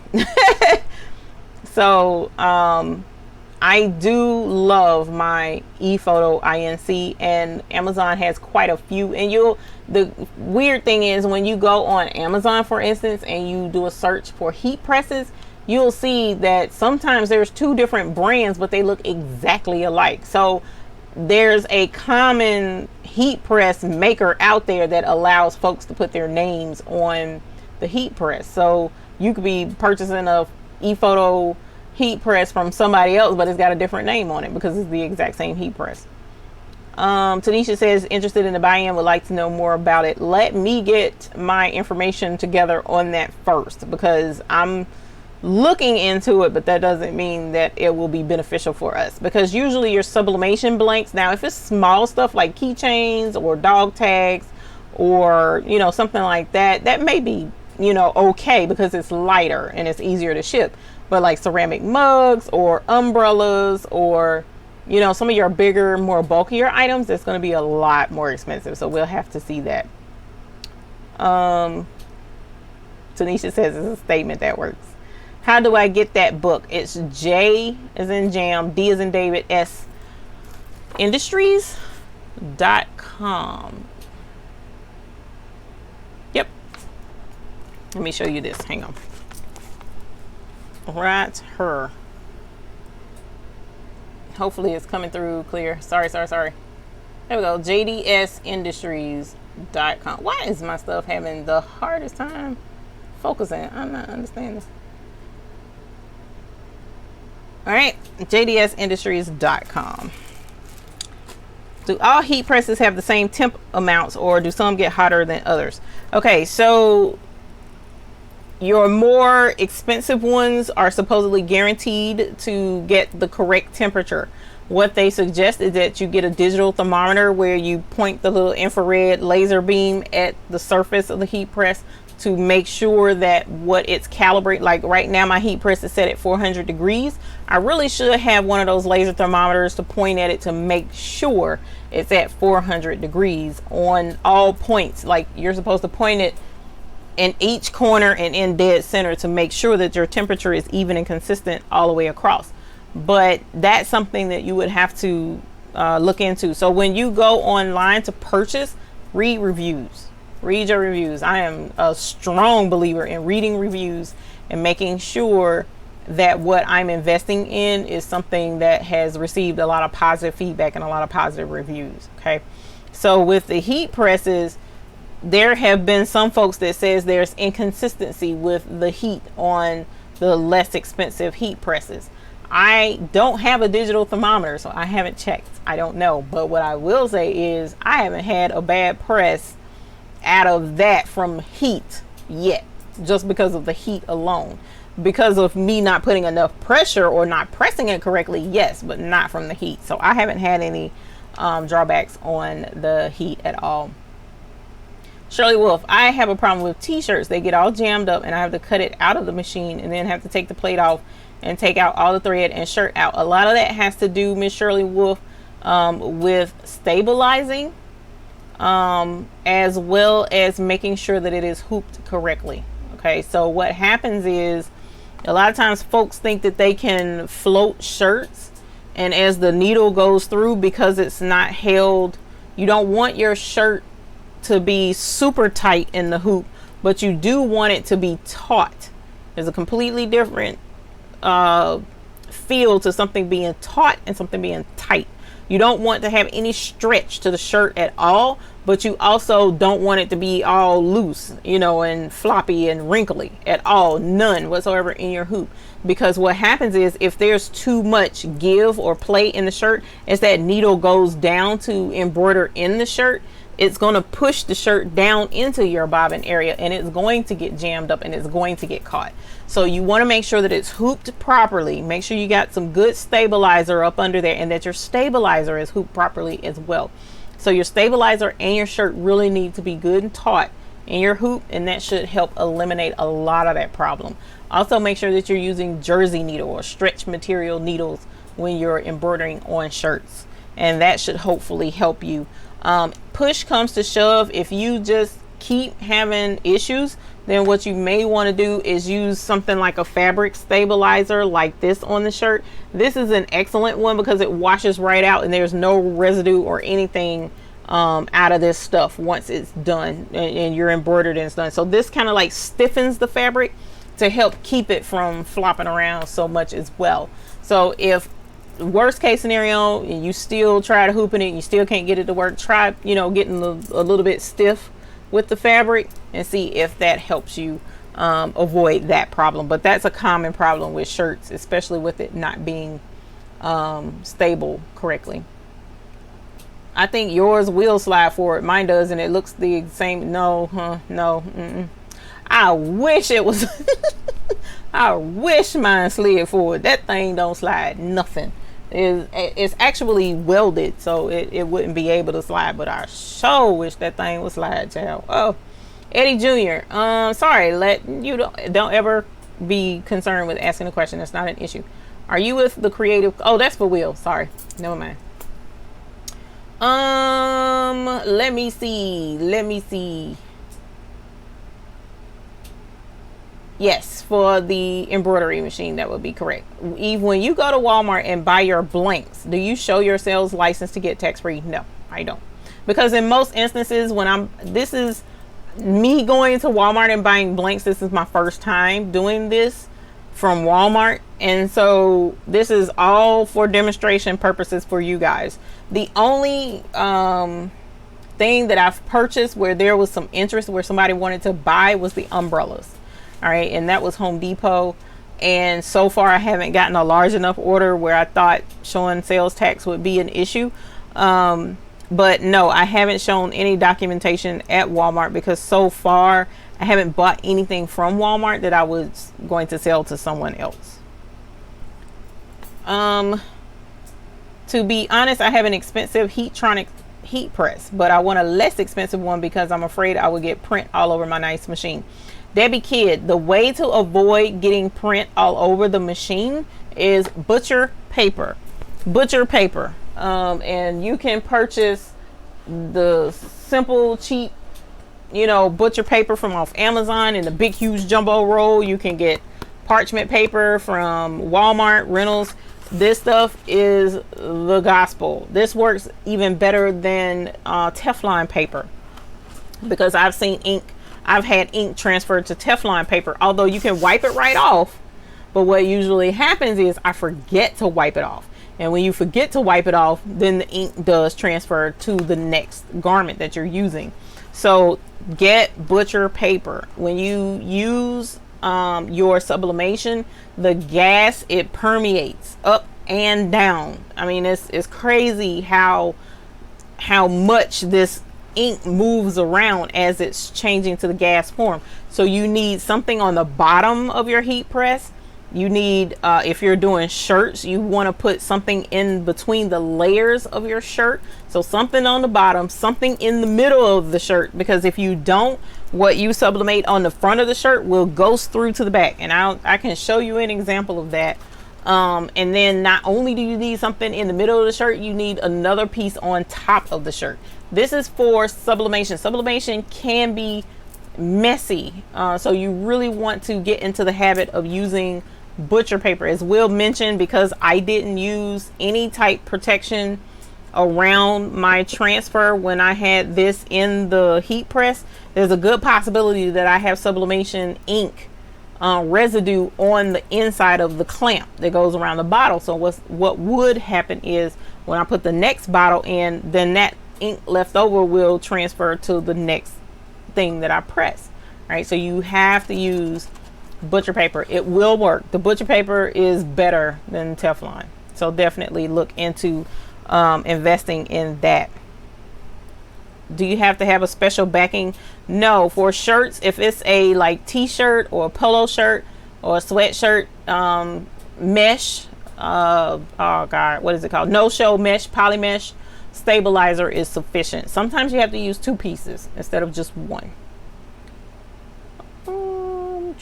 Let me see. That happened to me at the beginning. I found for shirts it needs cutaway. Yes, poly mesh stabilizer is cutaway. Do not use when I'm saying don't use tearaway. Tearaway is not the stabilizer to use for shirts at all.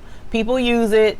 They say it works just fine. I don't have any issues. Okay, that was good. I'm glad you were able to let it happen for you like that. But I definitely suggest cutaway stabilizer, because otherwise, just like what you're going through, Miss Shirley, you're mad and wanting to pull your hair out, when other folks who have been doing embroidery for such a long time, they learn how to get away with certain things. But when you're just starting out, you really need to use what's recommended for your project. I'm here from Trinidad and Tobago. Hey Aisha, how are you? What stabilizer can you use on baby onesies? The exact same I was just talking about. The mesh, the poly mesh, no show poly mesh stabilizer. Sometimes you'll need 2 pieces sometimes. Ethel Smith says good evening ladies and dudes. And she wishes you guys a happy holiday. I kind of forgot that was today, but I did spend the day with Mr. Laurie. What is the best kind of t-shirts to embroider on? I'm really not a fan of embroidering on t-shirts unless it's lightweight embroidery, very lightweight. So meaning something that's not super heavy, or applique. But if you do use t-shirts, I would find a heavy t-shirt. And Gildan is very good with the heavy t-shirt brand. So Gildan has a heavy brand. Hanes? Is it Hanes or Fruit of the Loom? Hanes has a heavy t-shirt brand. I mean, a heavy t-shirt type. I don't think Fruit of the Loom does, but it might. So Gildan is like top. Everybody uses, well, I'm saying everybody, but most people use Gildan. Gildan Nike uses Gildan, Disney uses Gildan. A lot of the big name companies, they take the Gildan tag out and put their own tag in, because Gildan is just that good of a t-shirt. So use a Gildan heavy shirt. Jafina King, you have a good evening as well. I still haven't gotten to the umbrella. I need to go ahead and do it. I slid mine for it by accident. Thought I broke it, but was told I was supposed to buy the company. Man, don't let me check and find out that dad blame heat press slide for it. Do I put stabilizer on top and bottom of the shirt? No, just the bottom. Just the bottom. Jafina, yes. Parchment paper is at Dollar Tree as well. That's what you're afraid of forgetting, Miss Debbie Kid. I promise you.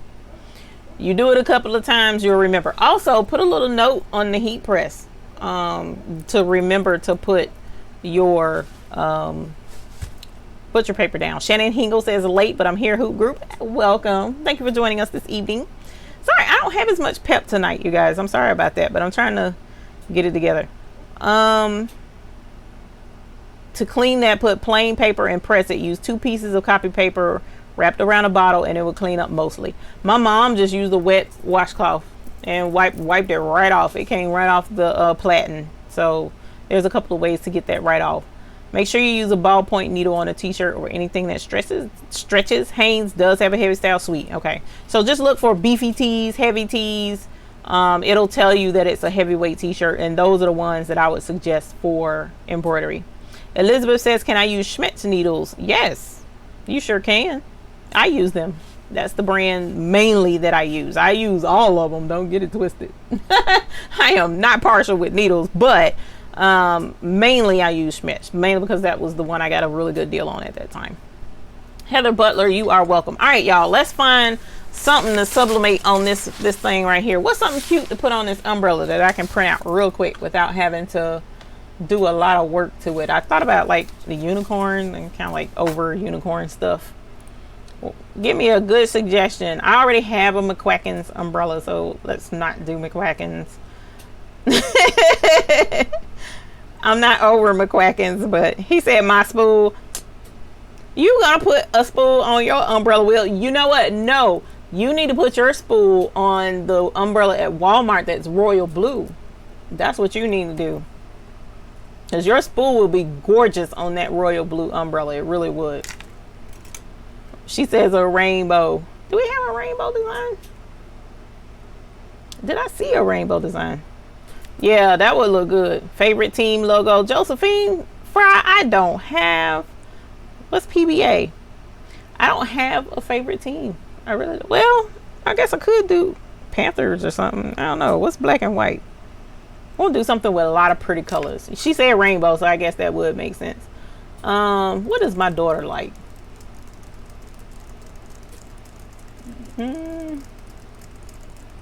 Hoop in the group. That's black and white though. Black cat. See, y'all doing black and white stuff. Hang on. Come on, y'all. I'm trying to think. Just walking in the rain. That would be cute to put words. That would be cute to put words. Ooh, I just thought of something. We're gonna make, y'all remember, and I don't know if he's in here or not. Y'all remember Justin, right? He comes in with the vinyl. Let's make him an umbrella. I'm gonna do his logo. Let me see if I can find it though. I think I have it. Pretty sure I do. Let's do custom. And hopefully it won't. Let's make Justin a gift. Yep, I do have his logo.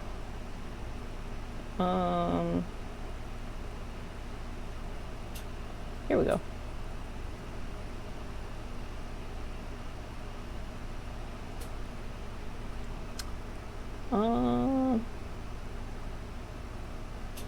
Let me see if this is it. Sunbun and Sue with an umbrella in the wind. Ooh, no, Eddie Jr. He does not. He does not. What did Mary say? She said that's cute. Just walking in the rain. That was cute, wasn't it? That was cute. Yeah, see, I was gonna do McQuacken's, but I was like, I'm tired of McQuacken's. All right, let's do, and that way, because that's the other thing, because it's a test, not a test, but it's just something for the channel. I want to do something that's going to not sit around. I want to have a meaning for something. So what did I just say? Custom. And Justin, we're going to use his 2 logos. He has 2. One is Car Stereo Wholesale, and one is, oh no, I don't like that one. Why is that looking like that? Hold on. These are embroidery pictures. Sorry. I know y'all are like, okay, get over it already. I don't like clicking around and all that kind of stuff when y'all are in here. Probably should have had this printed out first, because I have files everywhere.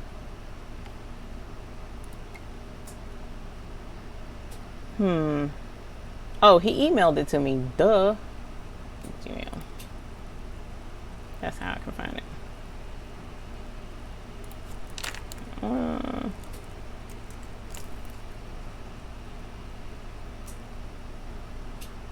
HLR.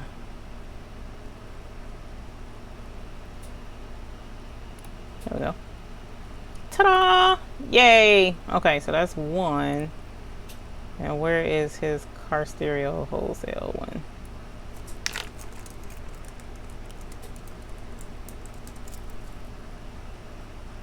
Do you remember the song Walking in the Rain with the One I Love? A bunch of colorful thread, that would have been pretty.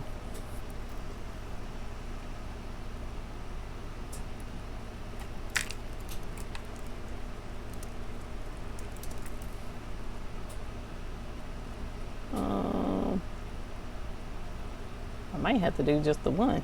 Ugh, that sucks. Oh, high resolution logo. Oh, no, not that.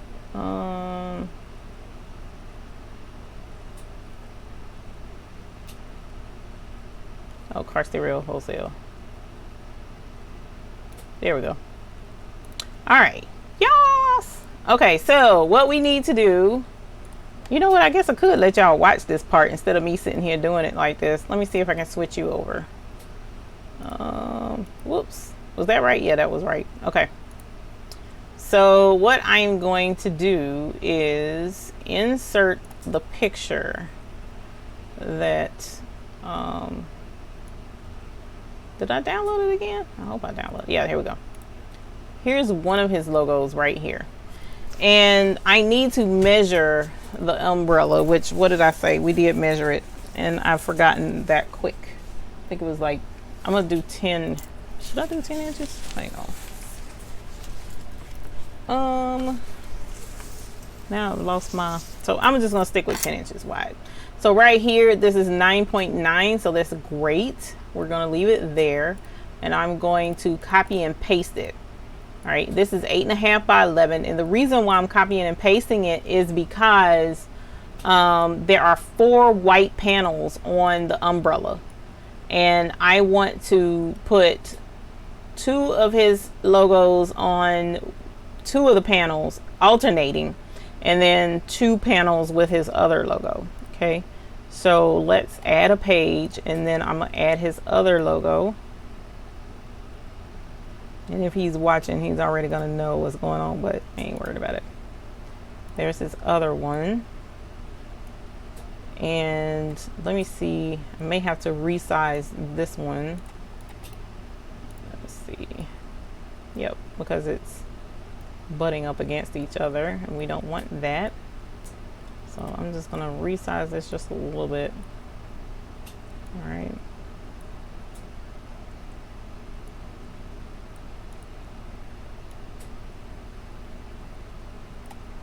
All right, make them both the same. So here we have, and that's pretty much all I did. Just made sure that it was 10 inches wide. And I have no idea what I did with my tape measure, but I really want to double check this measurement oh, here's the tape measure. Oh. So I'm gonna double check the width real quick while y'all are right there. Yeah, okay, so I was thinking correctly. 10 inches is good. But just to be on the safe side, I'm gonna drop them both down to 9 inches each. So instead of, oh, it's already at it. Okay, so these are at 9, but these are not. So let's make these 9. So right here, here's the width. It says 9.9. I'm just gonna drop this to 9 and drop this one to 9 and hit enter. And so now I have both of these are ready to go. I'm going to go to file, I'm going to print, and I already have my printer, but I need to make sure that it, what size is that paper? Oh my gosh. See, that's 11 by 17. I noticed that there was a whole lot of white space around this, and I'm like, that's entirely too big. So let's go ahead and drop it down to 8.5 by 11, which is where that's supposed to be, 1 page per sheet. And now we'll do printer properties, and I already have an 8 by 11 set up so that it will automatically mirror my paper for me, because I'm not going to flip this on the paper. I'm going to tell the printer to change it, and we'll go into more options and I'll show you. See, mirror image. We need this to be mirrored when we're doing sublimation. Okay, so now I'm going to tell it to print both pages. And then I'm gonna bring you guys back to me here I am. Hi. And I am going to OBS. Yes, is a streaming software. That's the program that I use to do live.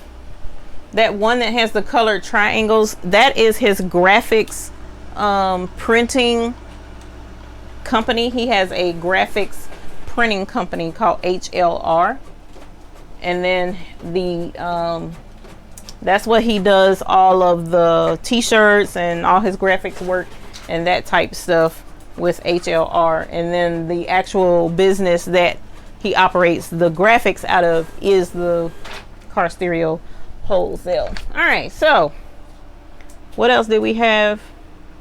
I had the bag, I had the shoes, but we're not going to have time for those tonight. I'm sorry. So I'm going to turn this heat press off because, again, it is smoking in here. And I'm going to show you how crazy it is to put this together or put this on the heat press. All right. So there are times where when you print, it'll have extra stuff on there. I don't know how well you can see that. See that extra spot right there? I just cut that out. But if you find that, I believe you have to, it's telling you to clean your print heads if you are doing sublimation. So, and I haven't cleaned my print heads in forever. So, or ever, to my forever and ever. So I do need to do that. All right, so I cut each one out, and just to be sure that it has a clean press, I'm just gonna cut the extra off of the edges so that we have just the print, nothing else. Same here, just trimming it down, that's all. And I'm gonna do the same thing with his other logo. Okay, and if you wanted to, you could get fancy and cut out, you know, all that jazz. You don't take all of that, you don't have to. I did it with McQuackins. You don't have to. It's not gonna hurt anything to leave it. All right, and again, I'm just trimming this so that I make sure that none of that extra ink is on there. All right, now, one thing also that I have found with doing the umbrella is the heat tape does not stick at all. Okay, the heat tape does not stick to the umbrella. So when you're trying to press this umbrella, there's something on this umbrella. I can't give him that one. Well, I kind of ain't got no choice because the other umbrella is in the car. The other umbrellas, it was purchased that way. That's not good. That kind of sucks. And that this is broken too, I think. Yeah, we're gonna take this umbrella back, y'all. I can't give him that. I'm not gonna give him no jacked up umbrella. I wouldn't want nobody to give me a jacked up umbrella. So I'm gonna go grab another umbrella from the car. But heat tape will not fit on the umbrella. Oh, you know what? That'll give me an opportunity to show y'all the McQuackins umbrella. So give me a moment. I'm gonna go grab that umbrella out of the car, and then I'll be right back. All right, so I'm not gonna turn the camera off or anything. I'll be right back so that you won't have to. I was gonna find something interesting for you to look at, but I ain't got nothing interesting, so hold on. I'm gonna go get another umbrella.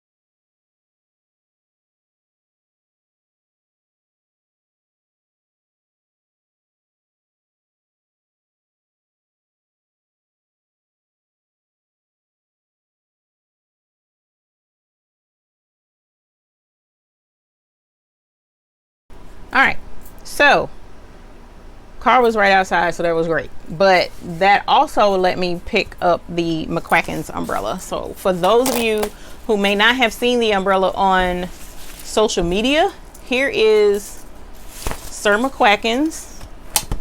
Okay, so I alternated his picture. So this is just him by himself. Here's him with his wording, him by himself, him with his wording. But I'm gonna show you, this is ghosting. See how you see him here, but there's a faint shadow of him right here. Can you see it? That's ghosting. So what happens is when you press it again and you go to pick it up, it moved. And so when it moved, it still left a faint image of him on the umbrella. Fortunately, this is mine, so I could care less. But you will have to keep that in mind when you're working with sublimation. If it moves, it will ghost. I can't tell you how many shirts I had to throw away. And then that other shirt over there that ghosted on me, through the shirt to the back of the shirt, it ghosted all the way through. So you do have to keep that in mind. Here you go, come cruise with the hoop group. On a cruise too long or too much wording. Watching and learning, still embroidering. Yes, we are going to be cruising with the hoop group. Oh yeah, Sawgrass Ink is a fool. The other reason why I'm like, I love the one that I do. Okay. Feeling your age. Oh, okay, y'all talk about the song. Okay, cool. Okay, so temporary adhesive spray does work very well. You said on the transfer, not on the fabric. It does work. Now I've had spots show up on the adhesive from the adhesive spray on some things. Why do these umbrellas have stuff on them? Now me and Home Depot finna fall out because I can't give folks no jacked up umbrellas.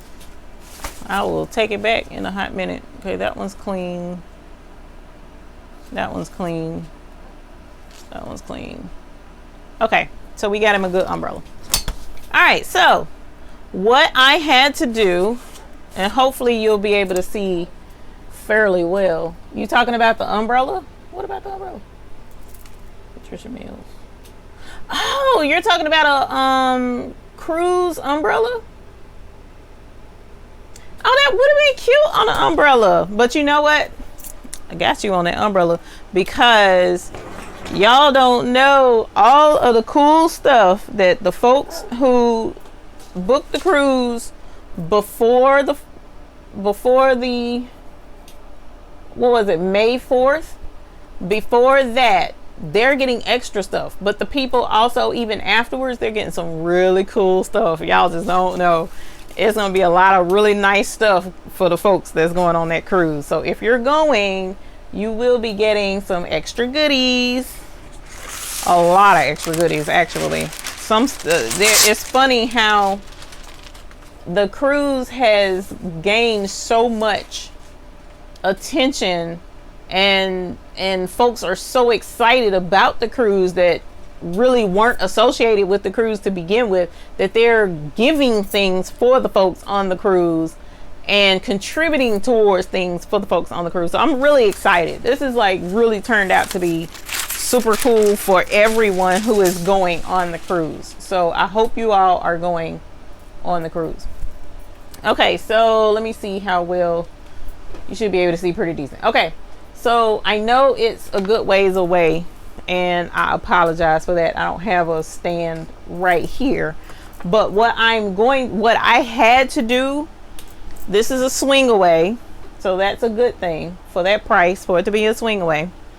I'm going to work with the umbrella facing this way, and essentially what I have to do is put it on the heat press just like this. Can you see that? And then press it. Okay, so what I'm going to do, what I did rather, was I laid the transfer on the heat press Okay, see how I just laid it down? Oh, well, you can't really see. I just laid it face up on the heat press. And I really should have butcher paper up under this. Matter of fact, let's go ahead and do that because it's the right thing to do. I want to show you correctly. Not the bad Eve way, but the good Eve way, the obedient Eve way. And now I'm going to put this down. All right. So pretty much because his logos are kind of like narrow, they're thin. You know, I want it to be kind of like right in here. And then too, because that pole at the back of the heat press is kind of in the way a little bit, that pole back there. So I don't want to have to try and force this way up here when it's going to buckle the fabric on the umbrella. So I had to figure that part out too, right? So what I'm going to do is just lay this face down on, or face up rather, ink side up on the heat press. And then I'm going to situate this, because the crease in the umbrella fortunately shows me where the center is. And I'm just going to set this right over the top of that. What? Hold on. My paper is curling up and I don't know why. Stop curling up, paper. Okay, there we go.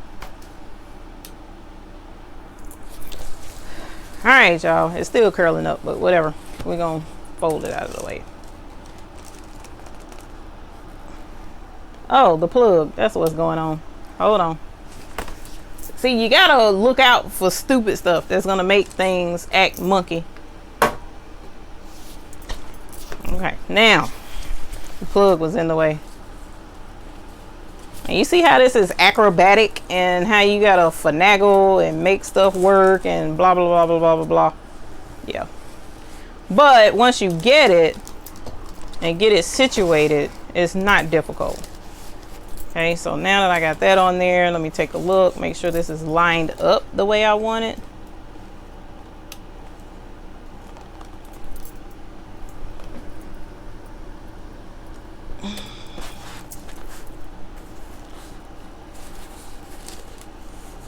And another thing I could have done, which I did not do with McQuacken's,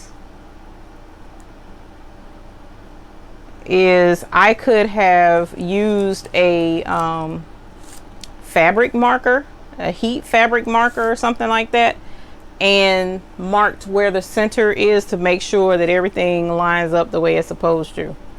All right, I think that moved. Let me make sure. No, it didn't move. Okay. All right. Okay. 400 degrees for 60 seconds, which again did not grab my clock. And so there we go.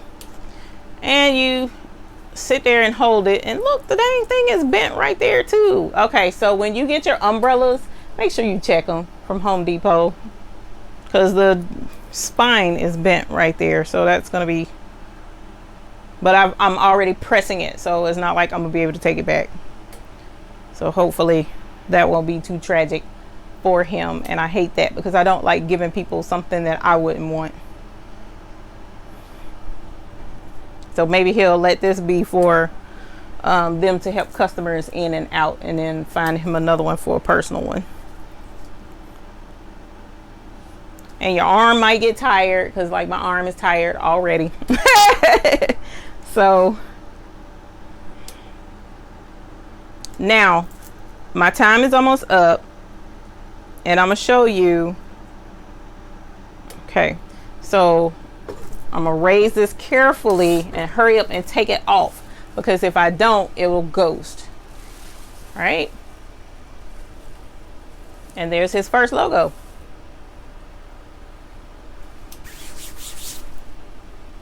How hard was that?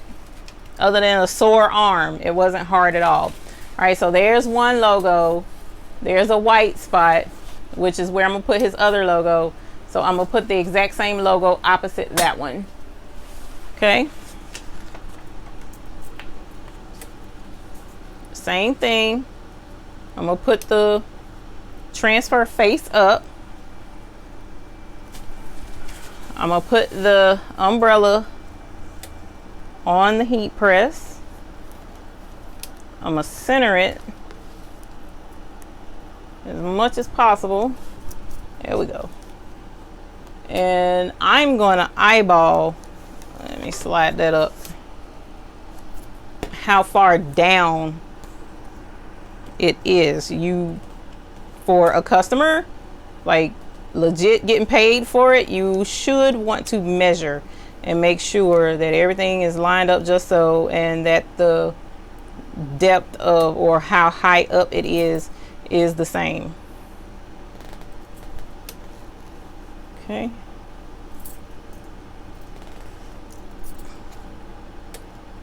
All right. I should double check that, but I didn't. I should have double checked it to make sure it was straight. But my arm was starting to hurt. Okay, so timer again. And it's in here holding it. Let me check your comments because I got over 30 seconds to do that. After all, there will be a cruise hoop group, so that kind of works. Yes. The ink is cheaper for the Epson. Yes. The end caps can come off, but they don't have to, because the I didn't see the chat. That's why I wasn't answering. The end caps could come off, but they don't have to because the heat press is out of the way. And if you use a pressing pillow, you wouldn't have to worry about it anyway. Hey Leah, how are you? Because you tape the design to the outside. I tried the heat tape. The heat tape would not stick to the outside of the umbrella. It does look like a pain in the butt, Miss Debbie Kid. It really, in a way, isn't, but it does look like it. Okay. See, it ghosted a little bit on me, y'all. I snatched it off too quick and it folded right there. Which actually doesn't piss me off too bad because I hate, you see that? Look at that. Can you see that? No? Yeah, see how it's bent? It's broken. That's, I'm too mad about that. But see, you have to be careful. See, it ghosted. I should have held it. My arm was shaking. So cool. You get to see screw ups and you get to see things work. That's what I like. And you're learning everything on this channel. What to do and what not to do. And then again, the ghosting could have been from this. Because you see how you, I don't know, can you barely see that outline right there? Can you see that? I don't know if you can. If you can't, I mean, it's barely there. But that is what I was telling you. The ink permeates everything. Sublimation ink, the dye rather, it just, you have to be careful with it. Because it is not here to play and it takes no prisoners and it is permanent. So you really should have your this kind of paper to help protect your equipment and your project. I'm gonna go ahead and sublimate the other sides anyway. I mean, it ain't gonna hurt nothing. I already printed them out, and I could just save it and put them on. I have one more umbrella that's not jacked up that I know of. I haven't opened it, but he could probably use this for the guys that are out there working. I know Justin, he ain't gonna care. He just would like to know that something is customized for them. And all I was doing was making sure that it's even. Okay.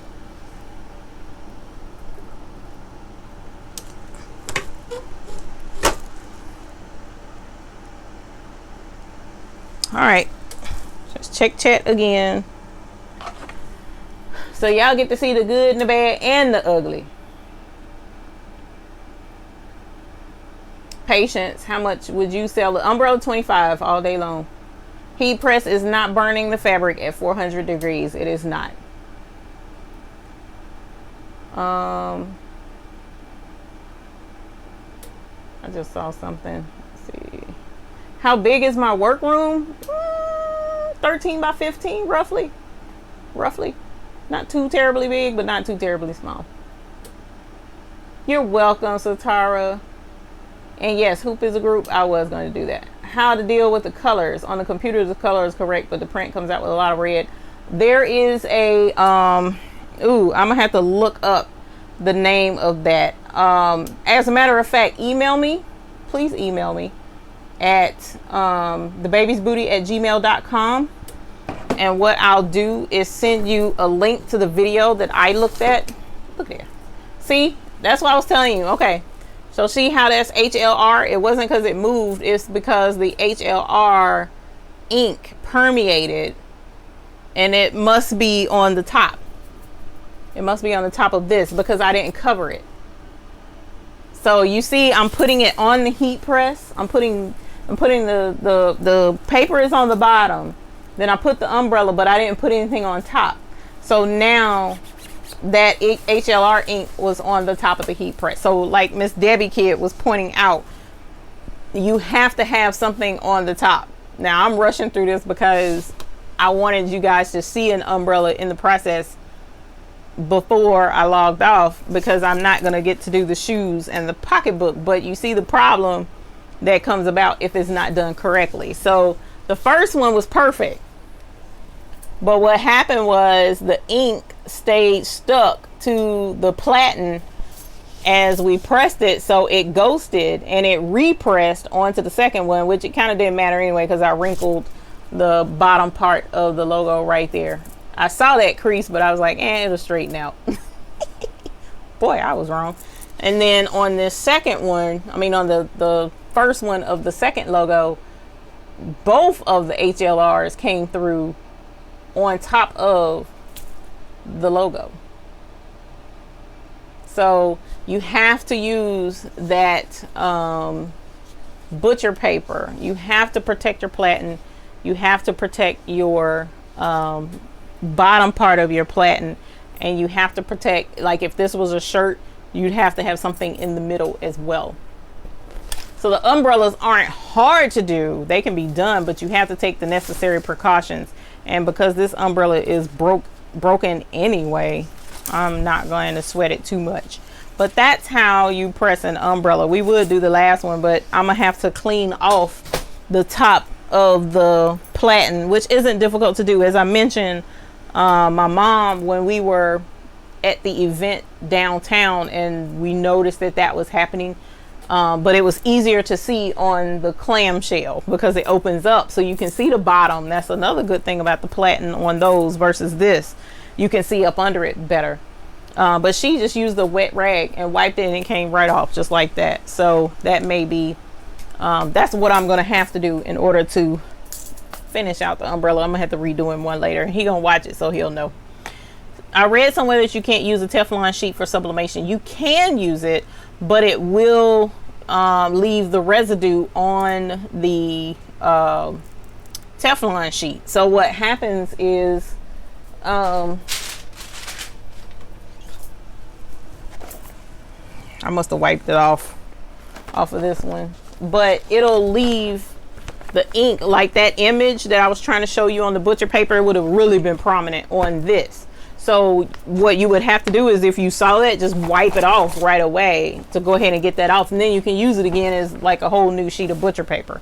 So you can use Teflon. I've used it quite successfully, but you have to make sure to clean it in between your sublimation jobs, because that ink is so potent, y'all. That ink is just like a trip. All right, let me finish up with the chat and make sure. Yeah, 400 degrees does not melt that polyester at all. Polyester, nylon, whatever it is, it will not melt it. I didn't even look to see what the thing said it was made out of. Leah, but yeah, email me so that I can send you the link to the video and showing how to adjust your colors. It is polyester, Kingsbury says. Okay, cool. If you take the caps off, you don't have such a hard time putting it under the press. No. What was happening was the cord, the way I have the cord stretched out that direction, the cord was keeping me from, because even if I took the caps off, the part that's sticking up in the plastic cap would have still got caught on that plug, and I still would have been kind of like trying to maneuver. It was because of that stupid plug hanging down the back. If I had turned it the opposite way, if I had hung the plug going this way instead of going that way towards the power strip, then I wouldn't have had that issue, because I didn't have that issue at all when I was doing Sir McQuacken's umbrella or the no look umbrella for my dad. Good night, Will. All right, you all, so put some butcher paper on the top platen with magnets like you do your Teflon sheet. You can. The problem with putting the butcher, Patricia, your idea was excellent. What I was saying was, that's why I mentioned all of the things that are going to happen on the cruise anyway, and the things that are going to be made specifically for the cruise. I wasn't going to put that on an umbrella right now, but that's why I was saying, yes, there are some things that are going to be made and custom for the cruise with the Hoop group, and We Hoop is a group that will be done for the cruise. Miss Bickham, the butcher paper on the platen with magnets, the problem is the butcher paper holds the ink just like the Teflon sheet does. Okay, so the Teflon sheet, you have to wipe that ink off. But with the butcher paper, the reason why they're saying use butcher paper is because instead of just wiping the ink off, you just take it off, crumble it up, and throw it away. Whereas at least with the Teflon, you can wipe it off. All right, so your butcher paper is the better option, and I wouldn't attach it with magnets, because as you saw, which you really kind of couldn't see it. I wish y'all could have seen it. I was trying to show it to you. There, you could faintly see, is this the right piece? This ain't the right piece, because this ain't even got no crease in it. It's right here. You can faintly see. I really wish y'all can. Y'all see that at all? Let me see if I can make it where you can, I don't know. See how you can see that arc right there? You can faintly see it on this butcher paper, that arc for that oval logo. So it's on the butcher paper. So if I were to use that surface with the next project, it will come off the butcher paper and go on to the next project, just like it did with the top of the platen. So you have to take this off and throw it away. Or as you saw, I just folded it over and covered that part up so that that won't get back on the project, to eliminate that, or otherwise just take it out, crumple it up, throw it away, and put a whole new piece down. So that's, yeah, you can use the magnets. You can use it just like the Teflon. The other thing is this cooks. Teflon doesn't cook, but this butcher paper does get withered up and beat up and crispy and crunchy after a few presses too. So eventually you do have to take it off and crumple it up and throw it away anyway. So yeah, it's I love the butcher paper option because it is so disposable. It is so disposable. And it keeps you from having to wipe on a hot press. You know, that Teflon, wiping it off and it's hot and stuff. So phone dying, very interesting stuff. Thank you. Good night. You have a good night too. Thank you very much. I appreciate it. So you guys, I am so glad y'all joined me for, we made clothing labels, right? We did clothing labels. We did a water bottle somewhat successfully. We did successfully sublimate it, but because of the edges not being hot enough, not enough pressure on the edges, and it being a little bigger than the surface that I needed it to be for my mug press, it faded somewhat, but it's still a really good solid press.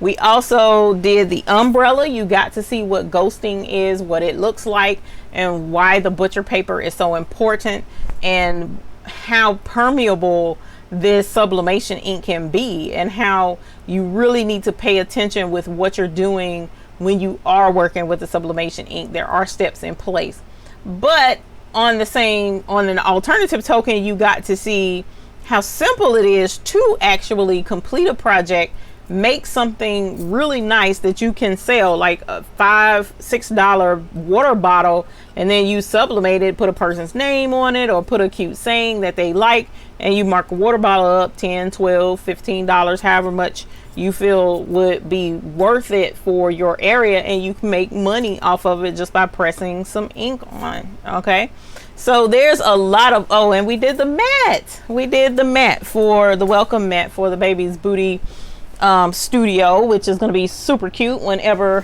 customers come to pick up their orders. We did the heavy duty mat, and as I mentioned, the mat at Home Depot is, I want to say it was 13 bucks. It's $13 for the heavy duty. It's called Traffic Master. So Traffic Master mat. So this is going to be really cute out in the front of the studio. So we had a lot of fun. It was productive. We got a few questions in for embroidery. Looking forward to having another session next week, but it's not going to be about sublimation. Unless I find something really cool, we may throw in a sublimation thing, but we'll go back to our regularly tuned programming and tackle some embroidery next week, because we have a project that I'm pretty super excited about showcasing for you guys. So she said, Debbie D says her favorite is that mat. The mat was a lot of fun, and it was an unexpected surprise for me as I was searching for something really cool to do for the sublimation. So yes, I am very, very excited about it. So I appreciate you all for joining in. It was an excellent night. I look forward to seeing you all, if you're in Will's chat on Friday, seeing you all Friday with his next project that he has coming up. But then beyond that, we have next Sunday, 8 p.m. Eastern Standard Time here at the Baby's Booty Studio. So thank you for your patience. Thank you for your attention. And until the next time we see you, we want you to have happy embroidering. You guys have a great night. I'm going to go hang out the rest of the night with Mr. Lowry and crash. And we'll talk to you all later. Bye.